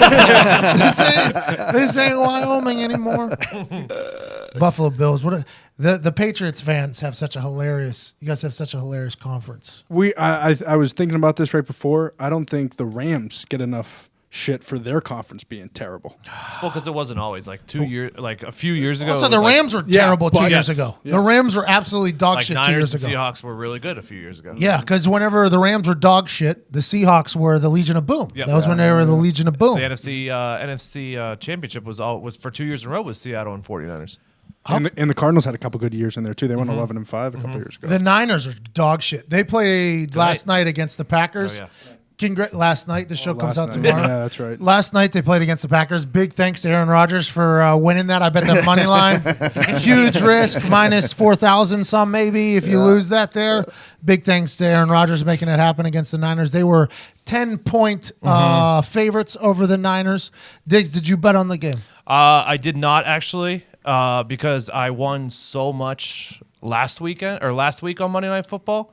And I just didn't have a good read on this one. But last Monday night was so easy because the NFL has actually rigged the NFL for Drew Brees. Okay. Is there like a hot take? Can we get a hot take alert here? Diggs is coming out and saying, is there any? Can you hit that Ramba? The Rasta thing, the pasta thing. Boston got it. Can you hit that one more time? There it is. That's what we're looking for. Let me just lay this out. By the way, You Drew tell me. Brees was supposed to come on our show, and then he passed. And I wonder if it's because of my dumb baby comments. And I'm assuming what's about to happen isn't going to help either. So we already lost Drew Brees. Let's assume he's gone forever. Go for it. All right, let me make this clear. I love Drew Brees. I think everybody does. I am also not an NFL is rigged guy. I hate those guys because the Italians rig the NFL. It's not the NFL rigging the NFL. Let's just get that clear. Oh, so you guys don't think you get enough credit? Correct. This is unfucking believable. They're the worst, bro. But this is a solid argument for the NFL is rigged crowd. Okay. So I'm giving it to them. It's not for me. Oh, this is like him, a vessel. I don't know. Yes, I'm a vessel for the NFL's rigged crowd. Okay. I don't know the why. I'm still looking for the why the NFL would rig it for Drew Brees. But I know that I don't know if it's because he's short and he's a nice, likable guy and it's like a good comeback story after he hurt his shoulder and then he went and lifted up New Orleans. Sounds like a pretty good reason. It's probably the reason Katrina, the whole thing that happened there. But like the first time that it started coming to me was that Super Bowl. Was when like the Saints recovered that Blocked punt? onside. Well, no, that was the first game after Katrina. The block punt. I wasn't going to bring that up because that was such a huge moment for the city. But if you want to throw that in there, sure. Okay, you didn't throw it in there. I did. Steve Okay. Gleason, by the way, keep fighting, cuz. Yes. Got it. So at the Super Bowl, they recovered that onside kick, which was absurd, and there was some shit going on at the bottom of the pile. Blah blah blah. And then Hank Baskets says to this day that they were saying white ball. Yep. Or blue ball, Yes, whatever we were correct. wearing. What were we wearing? White. They were saying white ball, white ball, white ball, Hank says. Now, granted, you never give up the ball at the bottom of a pile, but he says to this day that the refs did say white ball. Correct. And then, what was it, like 2 minutes left when the Colts are going down to tie the game? Just out of nowhere, Peyton Manning and Reggie Wayne just aren't on the same page, and Tracy Porter has a pick six. Oh, so now it's deeper than just the... That's when it started. That's when it started for me. I was like, oh, something's fishy going on here. You think Peyton and Reggie aren't going to be on the same page in the Super I know, Bowl? right? Now that I'm Right. thinking about it, that don't make sense to me either. And I then- never talked to And then Reggie. Drew's up on that Super Bowl stage with his baby and the earmuffs are on, and the NFL's like, oh, this is going nice. This is a nice little situation we got here with Drew. Fast forward, 2012. This is my next suspicion. He breaks the Johnny Unitas record for most games in a row with a touchdown pass. Okay? Okay. Let me go here. Number one, it was a primetime game, Sunday Night Football. Okay? Okay. It was 2 against the Chargers, his old team. Okay. Devery Henderson was open by like 30 yards. It couldn't have been perfect. Huge celebration after, was blah, pretty blah. quick. Yeah, but like 30 yards open Sean Payton, good to play break design. a record against the Chargers, primetime. It just Too easy. all came together too well. Fast forward last week, Monday night, he's going for the all-time yards record. Prime time. Primetime, Monday Night Football. And then again, the wide receiver is wide ass open Wide open. for a touchdown. And then they pull out a piece of paper. Yeah, the ref pulls out a NFL's piece. like, oh, if he's going to break the record, we might as well have him do it on a 60-yard touchdown. Pulls out a piece of paper. Drew's standing there celebrating for like 3 minutes with his teammates, takes his helmet off, no delay game, no excessive celebration. His family's on the field jumping around. It was again on a primetime game. Everyone was wide open. It's just something to think about. Okay, we'll think about it. I feel like the NFL hates the Saints, though, Why? because of Bountygate. I mean, There's never any coverage of the Saints, though. Nobody ever talks about the Saints until they're on a primetime game and it's Drew Brees breaking some record. Bountygate, they kind of had to because it kind of came out and they're like, God damn it, Saints. Like, we're doing this for you. By the way, that guy's defense, not great this weekend for Cleveland Browns. They need to up that You bounty. did say Drew Brees is like Mr. Pro Bowl. He's like That's Mr. what he- NFL. You know, Mr. maybe Promote maybe the it's an NFL. inside thing. He You scratch is- my back, I scratch yours. He was like the consummate professional. I mean, it was like we were at a real practice. Like he was talking to me like it was a real thing, like, oh, we're going to work hard today. It's like, who? Just something to think Bro, about. this is a Pro Bowl practice. I ain't doing You got a shit. fucking mouse in your pocket, Drew? Drew, who are we talking to? Who is this? Me and you having a conversation? Are you wired? Are you talking? Oh, you got a mic on? No, that was just a genuine.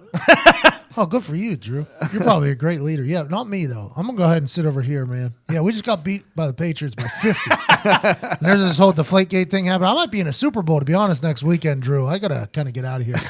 Patriots might get. What would that be called if they Expelled. Forfeiture. Extradited. That's not how that works. Do you remember that when that was happening? That was that was showing up in my extra day is not the word. That was showing up in my Twitter mentions a lot. Disqualified. Disqualified. Yeah, there it there is. you go. Disqualified. And I was wild to me. I was very intoxicated when those things were showing up. And I'm like, oh, look at us. Lose by 50, get to play in a Super Bowl. This is awesome. I knew it was bad because there are people who I know don't watch football asking me about it. And I was like, okay. If So this when- has reached this level, Hey, so people all over the world are talking about the So when Colts. Tom Brady comes back, he doesn't speak to anybody, by the way. He pleads the fifth to everybody and everything. No, deflator text messages, let's just keep it moving. Let's move past it. By the way, players, I don't give a single fuck what you do. If you can do something and makes you better, just go ahead and do it, right? But if you get caught for doing it, now everybody knows there's a little bit Pay of the price. Yeah, you got to pay the price or whatever. But ball things are very interesting in the NFL because everybody likes their ball different, you know. It's but everybody has to play with one, so you can, it's a very interesting thing that we obviously thought got blown out of control. And he would not answer to anybody. He was not doing anything. And then he did a sit down at a local college. Do you remember this? He did a sit down at a local college. It was him and a guy talking to him, and it was his first time speaking. It was a small local college, and he was up, and there was an audience in the crowd, and I ain't never heard a group of people more behind somebody than that crowd right there. It was unbelievable. I don't think I remember this. It was his first time speaking when it all came out. The whole world was crushing Tom Brady. Everybody was like, "Oh, he's a cheater." The whole world was crushing him. Even after this was after the Super Bowl, it was in the offseason. The whole world was coming down on him. And he comes and does his first time speaking is at this paid gig at this at this little college that he definitely could have turned down. I assume he could have passed on it. He said no. He gets up there, and when I heard that crowd was just 100% on his side, I was like, "Bro, New England's gonna ride or die with this guy, no matter what." And the guy that was doing the interview with him was like tossing him like just complete softballs. And Tom was like, "Well, I'm not going to talk about that. That's an ongoing thing." And then the crowd would lose their shit. And he's like, "Okay." Tom was like, "All right, I'm happy I did this." But it was an awesome moment up there for you New England folks. Well, after that was the Belichick Brady fiasco. Do you remember that? No. Because Belichick was like, "Hey, I have no idea." Oh, that's on him. Yeah, he was like, "I don't know. Talk to Tom." And then everyone was like, "Bill, what the fuck are you doing, buddy? I thought we were all friends on this team. They were looking for how to I thought, do your job, man. I thought everyone's supposed to do their shit." 16 years together at that point, right? Probably 15 years together at that point. We've only missed one Super Bowl since. No big deal. Humble brag. For 15 years? No, since Deflategate. Oh, I'm talking about by that point, Tom and Belichick have been together 15 years at that point. Yeah. They were about sick of each other already, and there's we got a good thing here, though.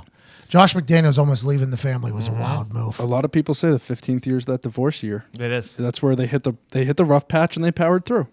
Did they? Yeah. You're saying they're in a good patch right now? Right now? Yeah. Bill Belichick and Tom Brady? Yeah. Oh, yeah. I bet Belichick's kissing his kids on the forehead. Almost lips. No one else gets it. No one else. You think so? Yeah, oh, yeah. I think the Pats are golden right now.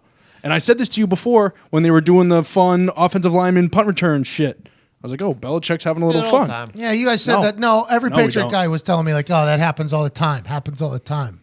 I'm just going strictly off of the Minnesota Timberwolves game, where I saw with my own two eyes Bill Belichick acting like a regular fucking human, and it was wild to me. And what they do, lost the Super Was Bowl. that night before? Yeah. Two nights nights before. 2 nights before, he's acting like a regular ass human. That ain't the Belichick I know. Should have been in there watching film. What's the practice schedule for that? Like a couple days before? I'm not saying he should have. Saturday they have a walkthrough and then they go to a hotel. Not that big of a deal. I'm not saying he should do anything. I'm just saying that was very different than what the Belichick did. You know what I mean? Yeah. That was different than what a standard Bill Belichick move would be. Normally, Bill Belichick not acting like he's an alien. Him and Tom Brady, both aliens. It's the only way you get to the top of that league. I'm sure something happened with Malcolm Butler. Somewhere during those 2 weeks of the Super Bowl, Malcolm Butler woke up and was like, "I lost all of my talent." No, it's good. and I think that's where Belichick was like, "Fuck, okay, I'm gonna go watch a basketball game and then try and get a corner." Because you needed Malcolm Butler, huh? We Would have helped. I mean, hey. So we're on to Chicago. What happened to Malcolm Butler, though? He gets benched, right? Because they said he was doing bad. It never got out, right? It What was happened? weird what happened. Then- There was 'cause Tom Brady was a weed commenting on- allegation. There was a lot Like of a mental different breakdown allegation. There's a couple things. Like there's one rumor that he went to the coaches a couple nights before the game and was like crying, like mental breakdown, like I don't know what's going on. So then Belichick looks like a bad guy when really Belichick was probably trying to help him. Malcolm Butler this year is the worst cornerback in the NFL. We let him go. I mean, his last game for us would have been the Super Bowl. Worst corner in the NFL. Are you just saying that because you? No, wanna I'm make- saying that statistically. If we could get some stats, Diggs, I don't know. His Why are you going to Diggs like that? because his laptop's open. It's right there. dead. His I don't know what it is. His coverage stats, whatever. It was like he's been thrown at 10 times, 8 completions for 300 yards and like 5 touchdowns. Really? That was week 3 or 4. So Belichick had to make the decision of like, this guy's lost it. We got to get out of Yeah. here. And then he sits him. He's crying pregame. First. Then you would think post game you would think somebody would come out and say something, but nobody said anything. Tom Brady even went on his Instagram. I was like, "Great teammate, very lucky to be teammates with you. Have a good one," basically, which spins the narrative that Bill Belichick was fucking him, but really, it could have been Belichick helping him. Malcolm Butler is currently the worst corner in the NFL statistically. Yeah, lock that in. Has been targeted 17 times for that's- 260 yards. You're quoting. You're not. That's not a. and And 3 I touchdowns. quote. Oh, that was through 2 weeks. So That was for 2 weeks. Oh yeah, no, it has gotten worse. 2 weeks, 17 completions. You said. For 260 yards and 3 touchdowns. Yeah, that was at the end of week 2. That's Malcolm Butler. So imagine if we play Butler in that Super Bowl, he does his whole little "I lost my Like Mike shoes, I can't play anymore," and then who's Belichick? Belichick's probably coaching fucking Indianapolis this year if he plays Malcolm Butler. So I'm going down with the ship. I don't care if Belichick and Brady ride us into. Well, you kind of 0-16. have to because of all the fun you've had. You have to go down with it. Yeah. It's like if this is the greatest cruise of all time, let's at least ride the cruise for another until it goes all the way down. That's basically what you're doing. Yeah, it's not a bad deal But at all. boy, they look fucking good again. Yeah. It's very annoying because that Chiefs team, I thought they were it. Now, granted, Andy Reid season does end in week 6. Normally. Andy Reid season does end in week 6. Something happens for the next few weeks, and then Andy Reid pops back. The Chiefs' defense is it's like on pace to allow a record number of yards. They or also something. use all their plays in the first 5 weeks, and then everyone Yeah. sees them, and they don't have them anymore. That might be why it's Andy film. Reid season. He spends all off season. Kool-Aid Man spends all off season drawing up these heaters of plays. This is a 100%er. This is a 100%er. This is a 100%er. And there's no discipline just to save some for week 6 past. Every offseason, he works on like the Waterboy playbook that got stolen from the Waterboy coach, and he can only because he's Andy Reid, so he's got time to have a nice little diet going on in there, so he only has so much time to drop 5 weeks of plays. Could you imagine that, though, if that is the case? If every offseason he's just like this mad wizard on like, let's say it's on the Windows, like A Beautiful Mind. And he's like, all right, he draws in like the cheetah. Okay, you got Tyreek Hill here. Okay, we got Travis Kelce. Oh, yeah, that'll be great. We'll do that. Boom. Okay. Then we'll do this. He draws up like 50 plays. And then he gets into the games. And he just can't help it. He's like, oh, that one play I drew up. That would crush Coach, right what do you now. think we save it though, like for later maybe? No. We need it right now. It's 3rd and 2 here, first week. We need it right now. What if he just spews his load so early that week 6, 7, 8, 9, 10, and 11, he's back on the Beautiful Mind board. That's why they come back in the second half of the season because he's back with new plays. What if that's what happens to the Kool-Aid We Man? just figured that one out. Andy Reid season, we just figured it out. So look for Pat Mahomes, Tyreek Hill, Travis Kelce, Kareem Hunt, week 10 with some brand new plays. Yep. It's going to be awesome. That's why that defense does look like a sieve, though. Yeah, it's not good. They look like a sieve. Once Justin Houston comes back, they'll be better. D Ford almost got to Brady a few times. They should have tried to get Khalil, man. Kansas City should Well, try they to get. traded Marcus Peters because he didn't want to be there anymore. So, and then Eric Berry's hurt. And they got to save their money. They can't pay for Khalil. They got to pay Mahomes, Hunt, and Tyreek Hill. See, I don't know about when's that? Kelce. 2 years from now for Mahomes, though. Same yeah. for Hunt. 2 years. Yeah, they were drafted in the same draft. Yeah. it's So they gonna got be 2 tough. years still. And Tyreek Hill was the year before that. So So he's got like a year. They got another year. You could have paid Khalil Mack up front if you have the cash, by the way, to just write a check to the NFL. The Raiders didn't have enough for Khalil Mack. That team looks like wild. dog shit. there you go. Bro, Derek Carr was crying. what? Oh yeah. Oh, yeah. What do you mean? He got crying. sacked and he was like almost bawling. Ty watched the video earlier. Yeah, Ty- it made me very uncomfortable. He was breaking down. Like he was the intro to a cry. Like he needed that walk off the field bad to like gather the himself. lip quiver. Like, nope, that's not it. That sounded a lot like a dick suck. Those both happening together. It sounded a lot like a dick. Yeah, I'm not good at sound effects.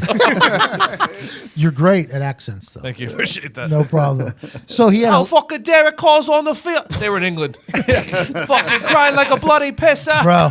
That England trip is tough, though. I will say that. From the West Coast. From the West Coast, too. That is a tough trip. Okay, especially they won on Friday, too, I think. The Raiders did, and the Seahawks went on Wednesday, so not a good move there by Gruden. Gruden's off to a hot start. We won on Friday as well because our strength and conditioning coach was there with another team, and I guess they lost or something doing it the other way. So their idea was, well, he knew that the other way didn't work, so we might as well try this way. So we get there on like late Friday, Saturday. You don't even catch up to the time zone. It's just like, we're still living in America, basically. Game happens, and then since we lost, we had to wait for the Jaguars to go through customs first before us, and then we go through. Obviously, I have a 10 edible situation happening while going through TSA. That's one of my favorite moments in my NFL career. Me almost having a full panic attack going through TSA. Vinatieri just watching me, hoping I don't die or get stuck. Losing my fucking ticket from the TSA check to the gate. How do you even lose your ticket from there? Yeah, wild afternoon. Gruden is one bad first down or strip sack call away from being 0-6. Yeah, that first down thing against Cleveland Browns is the only reason why he won. McCrane missed and then makes it. I forgot all about that. Could be 0-6. $100 million. $100 million. It's starting to become, is Gruden tanking for the number one pick? Like, did he just from the beginning say, I got 10 years here. I'll trade the guy I got, go 2-14. Oh, it's a marathon, not a sprint. Not a bad idea. That's what I'm saying. And then he just gets, I got a top 3 pick. I'll get a quarterback. Derek Carr sucks all of a sudden. And he's crying. What? He's crying? What was he crying for? Because he got hit? Yeah, I think so. You know what, though? I'm going to be honest. I've been hit once. I almost cried. I can't judge him. He was taking a beating all game, too. I can't judge him, man. I cried, too. Mariota got sacked 11 times, and he wasn't crying. Bro, the Ravens picking up 11. The Raiders are bad. We all know that. Very bad. But they're bad on purpose, you're saying. Yeah, I think, for okay, Gruden, we'll get rid of Crabtree. We'll bring in a white guy. How do we get worse? Let's trade our best player. Khalil Mack, he's just $90. It's a lot of guaranteed money, man. Well, he's sitting on $100 million guaranteed. What a fucking lunatic. But in 3 years, if they're really good, all of a sudden people will be like, wow. Oh, these guys are genius. What a move. Remember what they were when Gruden got there. His first year, they were 2-14. I hope not, because I don't want to see teams start tanking like in the NBA.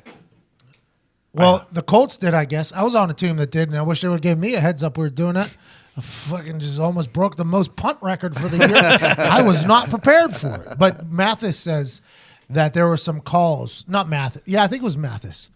I don't remember if it was Mathis or somebody else. But it was somebody on the defense said there was like a 3rd and 1 or something. And the call was like basically like a zone almost on a 3rd and 1. And they were like they were come off on the sideline like, what the fuck are we calling? And there was just like, we thought it was where we thought we had a thing. And there was a couple of times where I heard a couple players be like, bro, they're trying to lose. It seems like they're trying to lose with these picks. And then they all got fired. Everybody got fired. So everybody that Irsay either had sucking for luck or if they actually were sucking for luck, it cost them all their jobs completely. So it's a wild scene. The first thing you do in a conspiracy is get rid of everyone. That knows anything about it. Plausible deniability. But you think that they would come out and say, you would think somebody would come out and be like, yeah, that year you guys were saying we're suck for luck. We were making calls. We were trying to throw pick sixes. We knew people would be sitting on routes trying. It almost felt like, for me, I have to punt every 3 plays. Here I go. I have to punt or a pick. It's either a punt or a pick. And I knew nothing about it. But there was some rumblings I would hear from players that were like, that call was the worst call in the history of calls. And it's like, wait. Then me as a woke human, I'm like, is it really? Hey, are we really? Are the coaches in? Coaches are even in on this? It's just wild if this is really happening. And then you just kind of push it back down. You just suppress it. You suppress it back down. Yeah. And then you go into the next game and you don't hear anybody talk about anything, but maybe we lose by 60. And it's like, we can't be that bad. We're losing by a lot. We punted 10 times in 1 half. In 1 half, we had like 9 punts. 9 punts in 1 half. It's hard to even get that many possessions. One was blocked. One was blocked for a touchdown. It was unbelievable. I got one blocked for like a negative net. And with how many punts we had, I think I was still averaging like 40 some with how many punts we had. It was insane. It was absolutely insane. There was somebody on the offensive side of the ball. I forget what position coach he was. It wasn't Clyde Christensen or the coordinator or anything like that. It was a positional coach. It might have been like a GA or something like that. And I was practicing, and I needed the whole field because I was hitting the ball very far that day. And it was like week 7 or week 8 or something like that. And they're like, "Oh, we got to give the punter the entire field so he can get some work."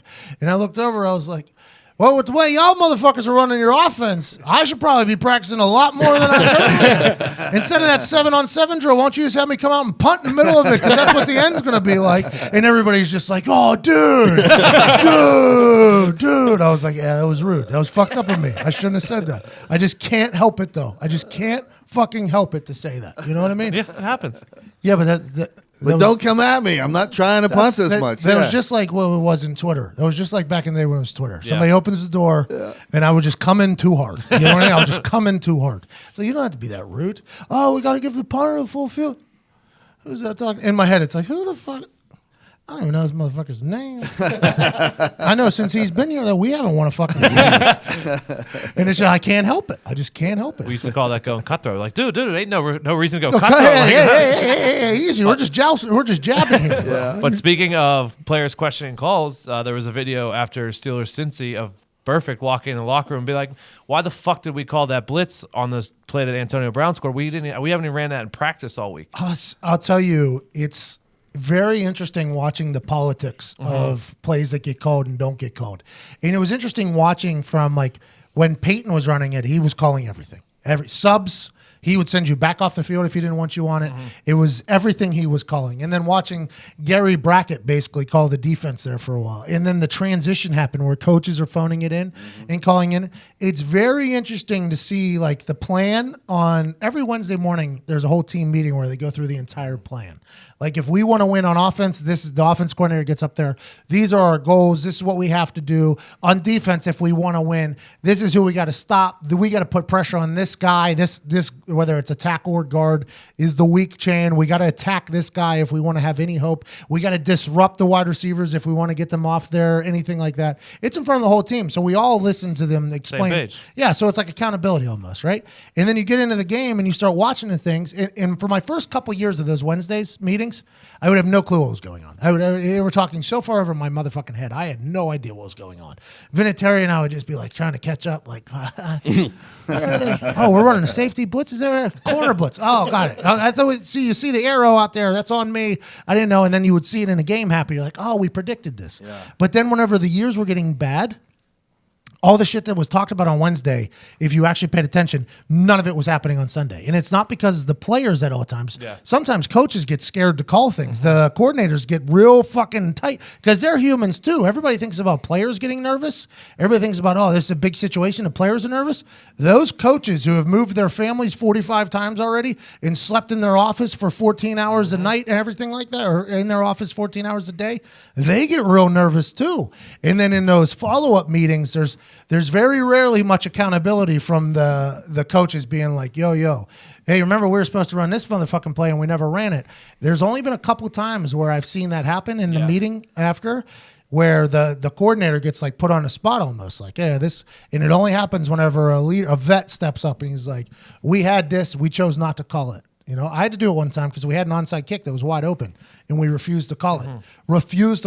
And we lost the game. And in the Monday meeting, we're going through the film.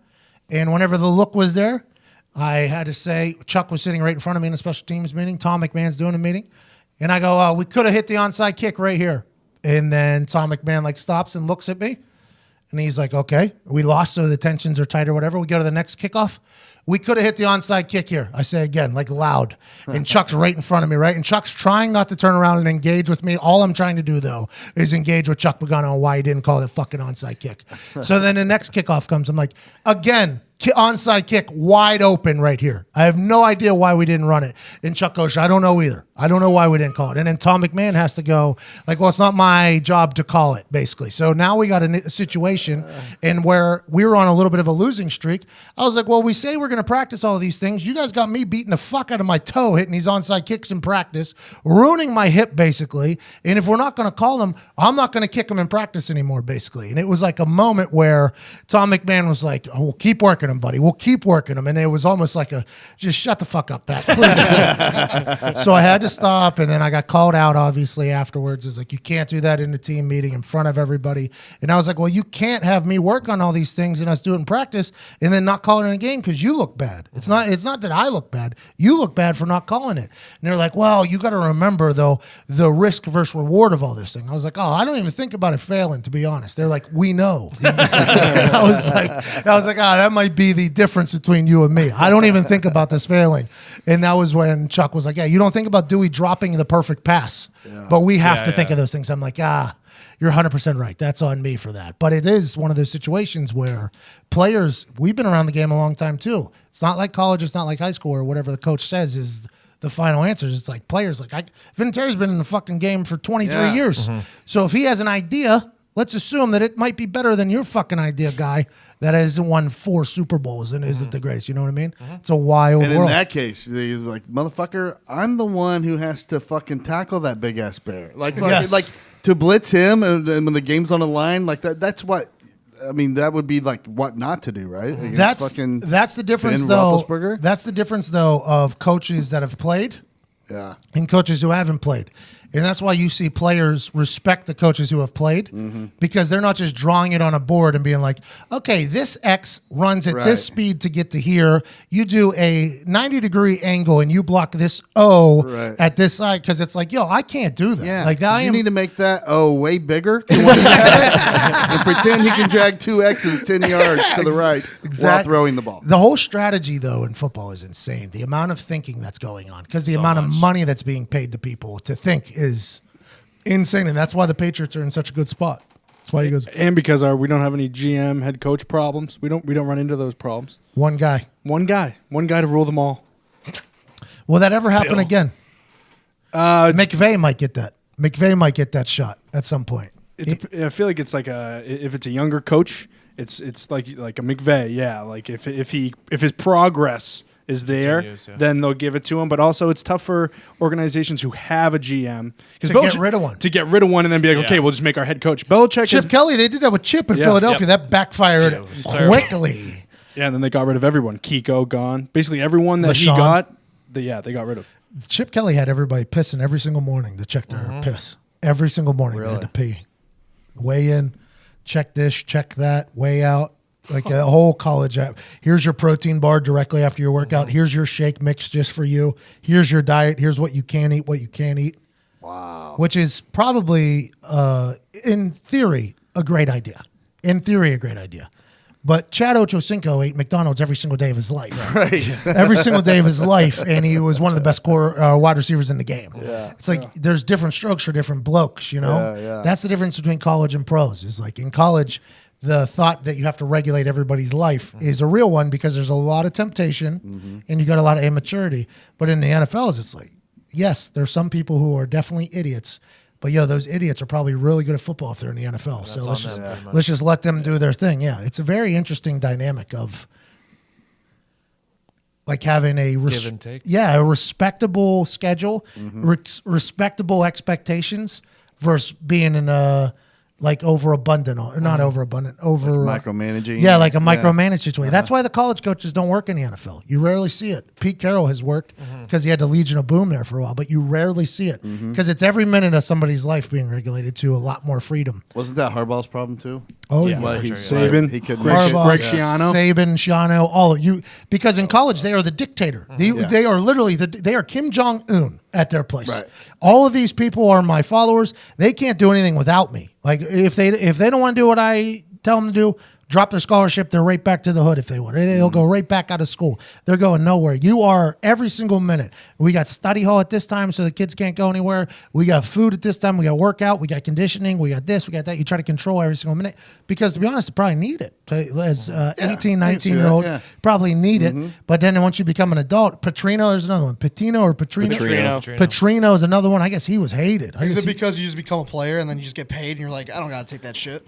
No, it's because like I'm an adult. Yeah. Like, hey man, I'm an adult now. Like he's doing that to like 35-year-olds. I have kids. You can't treat me like a kid. Yeah, it's like, hey bub, Listen, I'm paid more than you are, okay? Right. I am worth more than you are to this team, and I'm an adult. And whenever I get here, I'm going to do my job, and I'm going to do it very well. And if I don't, cut me. Yeah. That's what I always said with the Colts. Like, hey, I send some tweets out. I say the fuck word every once in a while. If I don't do my job well, cut me then. I don't care. But if I'm doing my job great, just leave me the fuck alone. Yeah. This is our work. This isn't like, this is work. That's what this is. When you know you're really good and then Oh, it's some other nice. team's going to grab you up right away, that's has to be like so liberating. Oh, it's very nice. It's very nice to be like, yeah, are you going to cut me? Is that what you're going to do? No, you're going to find me. Oh, okay. It's a cool feeling to have, to just look at a guy, what, you're going to cut me? Okay, cut me. Jim Irsay, will Jim Irsay let you cut me right now? I don't know. You tell me. Why don't you do that? That would be a cool conversation. I wish I could go back time knowing what I know now. Right. In that last conversation I had with the GM, have that the first conversation with him. he's It so would have been good. beautiful. It would have just been absolutely. Hey, let's get this relationship on the right step here. Let's go ahead and let you know how I feel. It's awesome. Hey, Connor, is Patriots scared of anything? No, Okay, good. just failure. So you are. Maybe a little losing in there. Hey, it's not like I want to go back to the Super Bowl and lose. Okay, it's tough. It takes a toll. Been through 3 of them already. In a short It period. must of time. suck to be a fan and that be your fears. I'm afraid we might lose in the Super Bowl. Yeah. Hey, right now, I'm just, I still have the World Series on my mind still. So there's a lot of things going for me. All right, I want to hit a couple things here before we get out of here. The Cowboys fucked me. Yeah, they did. I had a 5-game parlay going, Patty parlay. I talked about it earlier with my bookie, Patty parlay. I had a 5-game, 5-bet going. All of a sudden, the Cowboys become a juggernaut on offense. They score 40 points alone, bust the game over in half. And my parlay, 16-1 parlay, I was about to win. 16-1. $250 to $4,000 parlay because Dak Prescott and Zeke and Conor McGregor and Jerry Jones decided to thump the Jacksonville Jaguars out of nowhere, by the way. That came out of nowhere. Jalen Ramsey, tough post-game interview. It was. Did you at least bet all 5 of those by themselves as well? No, of course not. Of course not. That's tough. Conor McGregor, proper 12. Get the fuck out of here. Can I get a heads up? Can I get a heads up whenever he's showing up? Can I get a fucking heads up that he's walking in there giving a pregame speech? Shot putting a football in the middle of the field? I saw him wearing a cowboy hat. Pretty awesome look for him. Pretty He awesome. can do look whatever for he him. wants. Conor McGregor can do it. He just lost. Incredible suit. He just lost. He lost his fight. Yep. But he won in life. He's He's getting That was a proper standing call. ovations from the Cowboys. Getting standing ovations. Can do whatever he wants because he has so much swagger. It's unbelievable. Yeah. That suit was fucking phenomenal. Apparently, he wants to fight in Jerry World. Yeah, he said that. He said put the octagon in here or whatever. And Khabib wants to fight Mayweather, apparently, now. What are you going to get? Are you going to get fucking, it would be on the big screen, I guess. When you're there, it's hard not to just watch the big screen. I was a Jumbotron watcher as a punter on the field. I would watch the Jumbotron instead of the field in front of me because it's just a much better view. But when you're at Jerry World, you're on the sideline, it's hard not to look straight up at the Jumbotron because it's like 4K. It's the size of the football. It's a 60-yard HD. Does your neck hurt after staring at it, though? No, but if you look at any photos of anybody there, you'll see them all just looking straight up. It's the way it is. It's very hard not to because it's so damn. So you could do a fight there because everybody in the building's watching on the Jumbotron anyways. That'd be awesome. It would be awesome. That'd be a hell of a payday for old Conor McGregor. would. What was it, 100,000? Yep. Yeah, he'd pack it out. 100,000 people? Plus pay-per-view. You think Conor McGregor would get 100,000 people there? I bet he would. Ah, yeah. For sure. No doubt. Because if it does happen, it's going to be Khabib McGregor or Habib, however you fuck you say it. Don't disrespect McGregor. his name, Yeah, country, dude, it's fucked up. religion. That's anything. fucked up, man. I'm just Khabib. saying, however you He'll say come it. play the drums on your face, dude. Yeah, but you just said I'd it. like to see it. I'd like to see it too. I think a lot of people would like to see it after I a little beat that statement. Conor I'd be down if it's in fucking Cowboy Stadium. Yeah, I'll fight. I'm sure.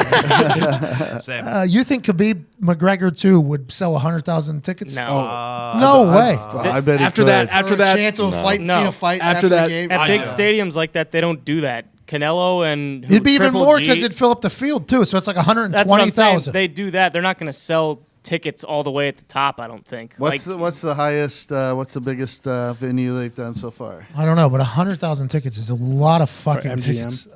That's a lot of tickets.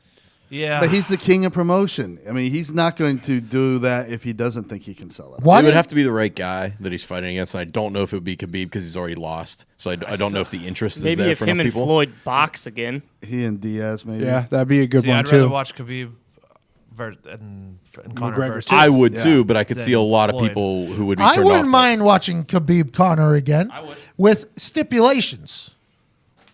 No going to the ground. Yeah. Yeah, no shit. Yeah. So for No UFC bears. record, 56,214 is the record. What is it? 56,214. I'm saying, dude, 100,000 tickets is a who lot of was it? fucking tickets, man. It was Holly Holmes and Ronda Rousey. Which was also the McGregor fight. You'd have to fly over fought half that of night, Ireland, too. Yeah. maybe all of Ireland. We're taking Dublin this time. 100,000 tickets is a lot of tickets. Yeah. I think I they could do agree, it. but I still think he could do it. I Yeah. think he's got for a sure. shot. That is so much money. Jerry Jones plus Conor McGregor, 100,000 people in there, easy. Promoting it Yeah. out of nowhere. Dana Easy. White, too. Dana White. Yeah. Probably, you Joe probably Rogan. get WWE in there, too. You bring Brock Lesnar in.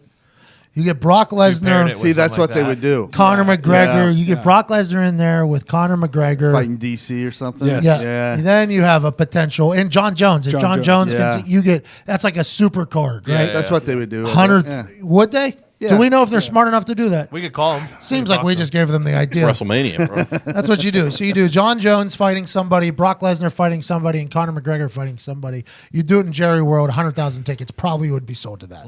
Yeah. I mean, Brock Lesnar sells out arenas still just wrestling, let alone fighting some human again. Yeah, that would probably do it. It couldn't just be Conor, I don't think. No. No. Connor's an animal. Yeah. Conor is quite a draw. But you add in John Jones, and can John Jones and Brock Lesnar fight? Yeah. Yeah. If John super fight. John Jones can fight heavyweight. He probably walks around at like 230, I would guess. Yeah.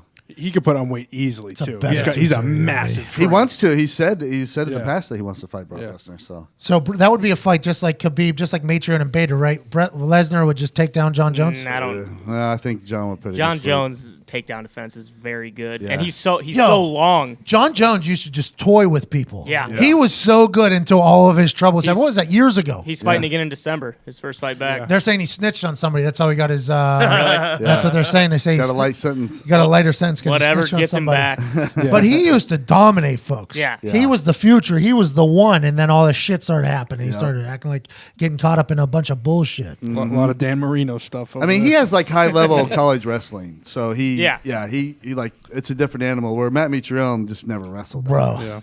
I would say, too, on that card, you throw Derek Lewis on there, it'd automatically sell. Oh, the Black Beast. Oh, yeah. I would love to see that.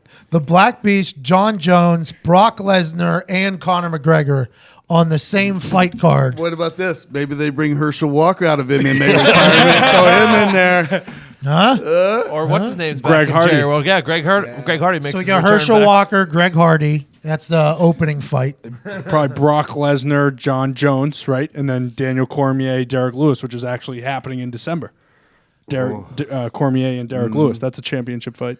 Yeah, but I think Brock Lesnar, John Jones would be after that fight. Yeah, that'd be the co-main event. In my head, that would be after that fight. Probably a bigger One of them need draw a than belt. even Connor and Khabib. I think so. Yeah. Yeah. Yeah. John Jones returning is huge. It is. I hope I he forgot stays how in for good a he while. was. He was the best. He's like no one is ever like even as good as Connor is. Like John Jones is the best guy in any weight class to ever have fought. Do you remember in Baltimore when he came out to the Ray Lewis intro? Oh, I was there for it. I was actually there for it. And he did the Ray Lewis intro in Baltimore and he came out and he just fucked with the guy for like 3 rounds. But whenever the intro started and he was on the Jumbotron, his brother Art was on the Ravens at the time.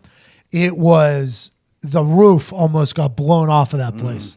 And I was like, oh, this is the guy for UFC. And he was literally toying with a guy.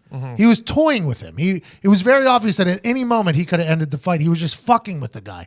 He would do that straight arm and then elbow right to the guy's face and then right back. Yeah. Like you're playing with a child almost, yeah. just like bouncing off his head and an elbow to the face. And I remember thinking, this guy is the guy. And then bang, disappears. What is that? Like that's probably 2 years almost, 2-3 years. And Yeah. that was Stefan The guy that beat the fight in the first Ultimate Fighter. Bonner. Stephen Bonner. And Stephen Bonner at that time was no joke. And he was playing around with him. Fucking with him. Yeah. That would be awesome if the Cowboys, if that happened there. That'd be great. All right, a couple other things. Rocket ship, Miami, it's happening. Yep. I couldn't be happier. You love that. I just couldn't be happier. I'm nervous. One thing I'm scared of, Brock. Write that down. You should be. Patriots fans, Brock Osweiler, do not go well together. This guy, I don't understand. It's just like the Josh Allen thing in Buffalo, where Peterman comes in, throws a pick six, and it's like, why isn't Kaepernick in the league? Brock Osweiler, same thing. You're like, why is Kaepernick not in the league? If this guy's, it's hard not to say that. Brock's an STD, man. You think you got rid of him, but then he comes flaring back up. Like we were talking about Andy Reid season, but Bro, like Broccoli season is going to be great. Brocktober. He pissed off. That's what he said. No, I said Brocktober. You said broccoli. No, you said broccoli season. Kind of like broccoli. I think more. it's National Take a Hike Day. I honestly believe it's National Take a Hike. It can't be. I think it is. It was last week. No. It's coming up, I said. It's coming. I think it's today. See you later. Take a nice little broccoli hike. Take your holster. Take your with you. holster. I'll see you later. Do a lap. Just one little hot lap. Is Brock just like the most amazing quarterback in practice? Is that why he stays I have no around idea. so long? Fuck knows. I have man. no clue. I honestly have no. It's like Peterman. What does Peterman do? I have no idea how this guy remains in there. U.S. retail icon Sears files for bankruptcy. It's a real shame. It's tough. Yeah, it's the end of an era. I used to go get my pictures taken there. Attaboy. A little family photo. Yeah. Good pose with the block. My mom once bought me and my brother matching FUBU jerseys. And I said, "Oh, Mom, you just... I don't think you get this." I said on Twitter that Sears, I never went there, but I always liked knowing it was around. It's like my grandpa, because they were like the jack of all trades, master of none. You know what I mean? They could do a little bit of everything, but nothing you would want them to do for you personally. My dad used to work at Sears. He was security guard, drove a Camaro, tackled a guy, jumped out of his Camaro, tackled a guy stealing a VCR. Oh, nice. From Sears? That's Oh, a yeah. hell of a story. What a Frank Moraldo legendary story right there. Welcome back, Zito. You didn't miss much. Broccoli. That was tough to listen to. Yeah. Sears like the man place. Yeah. You go Yeah. there, you feel like a man. I always feel like Tim Allen. It was a cool place to walk around. Yeah. But I never know what any of it does. Yeah, and it was interesting too because the death of them was Lowe's and Best Buy and all that because it was like a watered down version of Lowe's, watered down version of Best Buy, but it was all in one place. I guess was their thing. Sam's Club, all that shit. Yeah, Ariana Grande and Pete Davidson have split up. That's too bad. That's too What does he bad. do with all his tattoos? Wait, what? Just gets new ones. He has like 7 of them of her. You never would have guessed they were going to break up. Didn't seem like that one was rushed at all. Nah. Didn't seem like there was no decision making happening at all during that whole thing. Didn't seem like that was a. I mean, somebody tweeted it out because Ariana Grande was getting crushed for this, just like she was with me. She had a terrorist attack at one of her concerts. Yes. Her ex-boyfriend dies of OD, and she's currently breaking up an engagement. She's had a rough time. Ariana Grande is on a code red right now. Yeah. It's a wild world she's living in. like she had some kind of wake up call. It was like, oh, what am I doing? No, Pete Davidson, no. Yeah. You think that's what it was? Yeah, she had some kind of things got better in her life real quick, and she was like, I think maybe she just realized what she was doing there. She was like, Mac just died. I had a terrorist attack at my one concert. Now I'm dating this guy with butthole eyes. Yeah, maybe she just looked at a picture of those two and we're just like, what the fuck am I doing? yeah, something woke her up. You think something was it? something in her group? You think it was something in her group? You're saying it was something that she got rid of. Yeah, because otherwise, how do you keep doing that in the moment? How do you keep waking up every day thinking, this is the guy I should be with? This is shot. This is shot after shot at Pete Davidson, by the way. I don't know if he deserves this. This is probably what's happening across all channels at the moment right now. Nobody feels bad for Pete Davidson at the moment. Everybody's like, good for Ariana finally figuring it out. But what if this was all just set up by their agents? That's what I think. Yeah, for sure. This is all set up by their agents, just like what happened with Taylor Swift and all her relationships before. Now she's Great albums right after. megastar. But what if this is all set up by their agents to both get them both a little bit more pub? Ariana Grande, definitely a big superstar before then, but she's got every move she made with Pete Davidson was in the news, in the tabloids, everything like that. It feels as if there's a potential chance that this could have been set up by agents. And if that's the case, then they both won, I think, because it was quite a talking point for the whole thing. And that could have been like hook her up with more of like an American sweetheart, up and comer guy. Is that what you're thinking? Get her like an past- image type thing. I think everybody knew her as Ariana Grande was obviously a big name, but she was known as Mac Miller's girlfriend too for a while there. For Big Sean. To a lot of people, Big Sean as well. So this was like, here we go. It's a whole new chapter. She's with a new guy. She's doing new things. She's got new music out. Boom, boom, boom, boom, boom. It's like an agent move almost. It feels like it's almost an agent move. And then maybe they hung out and they did enjoy each other. They're like, yeah, this is cool. Let's keep doing it. And then the agent's like, how about you guys get engaged? It's not that big of a deal. It won't really happen. Because they were doing all that little shit. Remember it all? It was like Pete Davidson gave her like the ring that is They were awfully public about it. Yeah, his dad gave her, and then the tattoo, and then all that. It all seemed very choreographed to me.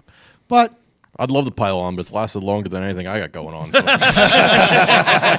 Yeah, it's like good for him. I guess I don't feel sorry for him because, hey, good for you. Yeah. You were there. Goldman Sachs new CEO David Solomon also moonlights as a top charting DJ, aka DJ D Soul. Is that real, Ty? That is very real. The top guy at Goldman Sachs. It's its own little money market where they just print money for themselves. They are the wolves of Wall Street. Goldman Sachs is their own Wall Street. There's stories where if you just get a job at Goldman Sachs, you're going to be rich forever. It's just if you get in the door at Goldman Sachs, you're printing your own money. The guy who is in charge now, whenever they finally leave the stock, he goes, puts on headphones, and fucking presses play in front of a group of people at a nightclub that are all on drugs. The video I saw, he was like fucking spinning big time. So I don't know. DJ D Soul, cuz? Yeah. Does he have anything on Spotify?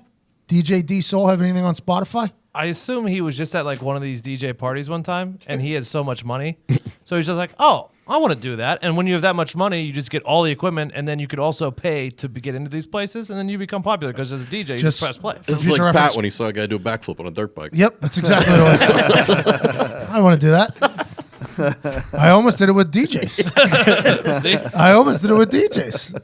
DJ shiny helmet thing. DJ shiny helmet thing. What was it? DJ shiny head thing. I wanted to do it. I still want to do it. I still want to do it. Good. DJ shiny head thing. I really want to do it bad. Fucking Waka Flocka. I don't know how much money he made at that house. That was incredible. Dude was just screaming up there while pressing play, and then they took a minute video of him acting like a DJ. And then he was back just screaming. And then he left. And then he had another gig. It was DJ Waka Flocka. Wasn't even playing his own music. Was Probably playing made $50,000. just bouncing around. And then the video was him DJ pressing play. And then he bounced around. I'm like, Waka Flocka is a genius. This guy is an absolute genius. DJ Shiny Head. Who was the DJ who was here last week? Did something at the Motor Speedway at like 8 p.m. So it's like 5 p.m. Pacific in Vegas, and then flew to Vegas and did their normal Vegas show at night. That's absurd. DJ Shiny Head thing needs to happen. Needs to happen. DJ D Soul, good for this guy. Top of the two worlds. Not bad. We had a whole plan for DJ Shiny Head thing. We're going to take photos at one club, just put me in there, do one photo. And it was like, yeah, I just got back from a Europe tour. Nobody would be able to follow that. No. Nobody would know. Buy some Twitter followers, put up some pictures. Just got done with the Europe tour coming to America. Who wants to book me? Yeah. Dumb promoters would be like, oh, yeah, we got this new guy, DJ Shiny Head. He's coming into town. He's a big party. And all he would have to do is just literally press play. If the computer freezes, I'm fucked. Completely fucked. Completely screwed. But just press play, and we would have documented the whole thing. Yeah. And we were going to make an entire documentary about how this whole DJ thing is wild. It's a wild... I would have actual DJs make my playlist. We would give them credit both in life and in the documentary, and then I would just be pressing play with a shiny helmet on. I think you should. What would be your go-to yell? I don't know yet. It has to be something remarkable. I was thinking about having an auto tuner on the helmet. Oh, that's close. So as I come out, like I speak like not Darth Vader or Bane, but I definitely have a distinct voice coming out of the DJ Shiny helmet thing. Because then you can talk. All these guys have the problem; they can't talk. Exactly. I seen one of them guys that wears a helmet, put it on to somebody else to go to a photo shoot. That's a good move. I can't wait to send Nick into all these DJ Shiny helmet things. They tried that at Chuck E. Cheese. That didn't last long. That's awesome. Red Sox even up series with the Astros in the American League Championship Series, heading back to Houston, tied 1-1. Boston just wins, man. That's why whenever they say tell the Boston fans to be classy after that whole thing, like they're just They're very arrogant fans, as they should be. There's a lot to celebrate. The Patriots came out and banned that guy who threw the beer from Gillette forever. Very classy move. But for me, that's what makes Gillette Gillette. Correct. For me, that I enjoy the massholes being there. That's the home field advantage. Whenever they're motherfucking Adam Vinatieri who won them Super Bowls, like that's what makes Foxborough. That's what I enjoy. So the middle fingers, the fact that anybody was upset about the middle fingers, like those people need to stop. I don't think they watch football. They just saw it on the internet and were upset about it. You got people like literally like attacking other humans out there. I mean, it's a middle finger flying here and there. It's for the kids. Pick our battles here. Don't tell the kids what it means, and they'll never worry about it. You know, if the kid doesn't know that middle finger means fuck you, he could possibly mean Tyreek Hill's number one. You teach your kids better, you know, and then we'll handle that. The beer tossing thing, very aggressive, but I don't think you'll hear Tyreek Hill bitch about it. You're number one. Oh yeah. When little Atlas comes out, because that means number one. Go ahead and give it to your teacher. Apparently, I guess right before the show started, someone said that the NFL and NFLPA is trying to sue that fan. Yeah, Tyreek Hill and the other dude are going after him. I don't know. Really? What? Drew Rosenhaus. Rosenhaus, yeah. Tyreek Hill is not happy about it. Rosenhaus and Tyreek Hill want to prosecute. See, that's the difference. If I'm Tyreek Hill, I want that story. Bro, that's sure. Eventually, somebody's going to interview me on some show, and I want that story. Bro, it's him, Steve Austining. Yeah. Steve Austin did that every night of his life, every Monday night of his life. But it sucks you have somebody spit on you. That could be potential backwash, that whole thing. I can understand why you're mad. But, man, that's just an awesome moment, I think. For Tyreek Hill, that's an awesome moment. Granted, I didn't get beer tossed in my face after scoring a touchdown. You have before. I have not in scoring touchdowns, usually winning dance-offs. Yeah. We all have. But for me, that's a towel, right? Just keep it moving. I don't know. I don't know how I feel about it. Tyreek Hill wouldn't last a day in Fenway Park. Say that. Yikes. You fucking Red Sox fan. Hashtag Endgang, hashtag Endgame. We already gave like 3 of them. Yeah, we did. They're just figure it out. They're just in there. By the way, this afternoon, we are doing the raffle drawing for the winners. We had 30,000 entries. We will knock it down to 20. And then of those 20, we will then pick balls. I believe it will be ping pong balls to draft basically the people into the GROAT. Out of those 20 balls, we'll pick somebody. That person will then go into the slot 11 hole, then 10 hole, 9 hole, 8 hole, 7, all the way up to 1. 1 gets their choice of any other raffle items. Then 2 gets what's left, 3, and so on and so on. Should be a very electric afternoon here. Very excited for the GROAT winners. Very excited for everybody that purchased the documentary and got entered into the GROAT. We appreciate you immensely. For myself, Todd, Diggs, Nick, Zito, Ty Schmidt, Evan Foxy, Bailey McComas, and Boston Connor. Have an incredible Tuesday. We appreciate you so much. Heartland Radio 2.0 is tomorrow. It's a good one, too. Haven't recorded it yet, but it'll be a heater. And use the promo code. The brand kicked ass this weekend. That's over. Is it over? It's a 24-hour code. Stay up to date on my Twitter to get codes for 20% off. Actually, I'll probably make one. I'll probably make one tonight. If Mason Crosby misses no kicks. So that could be. Oh, yeah. Check right now for the brand, potentially a 20% discount if Mason missed no kicks last night. Nice. We'll see how it goes at PatMcAfeeShow.com. Other than that, have an incredible day. Thank you so much for listening. You guys are literally the best. Tell your friends about us if you'd like. If not, don't really give a shit. Have a great Tuesday. Ty Schmidt, hit the music.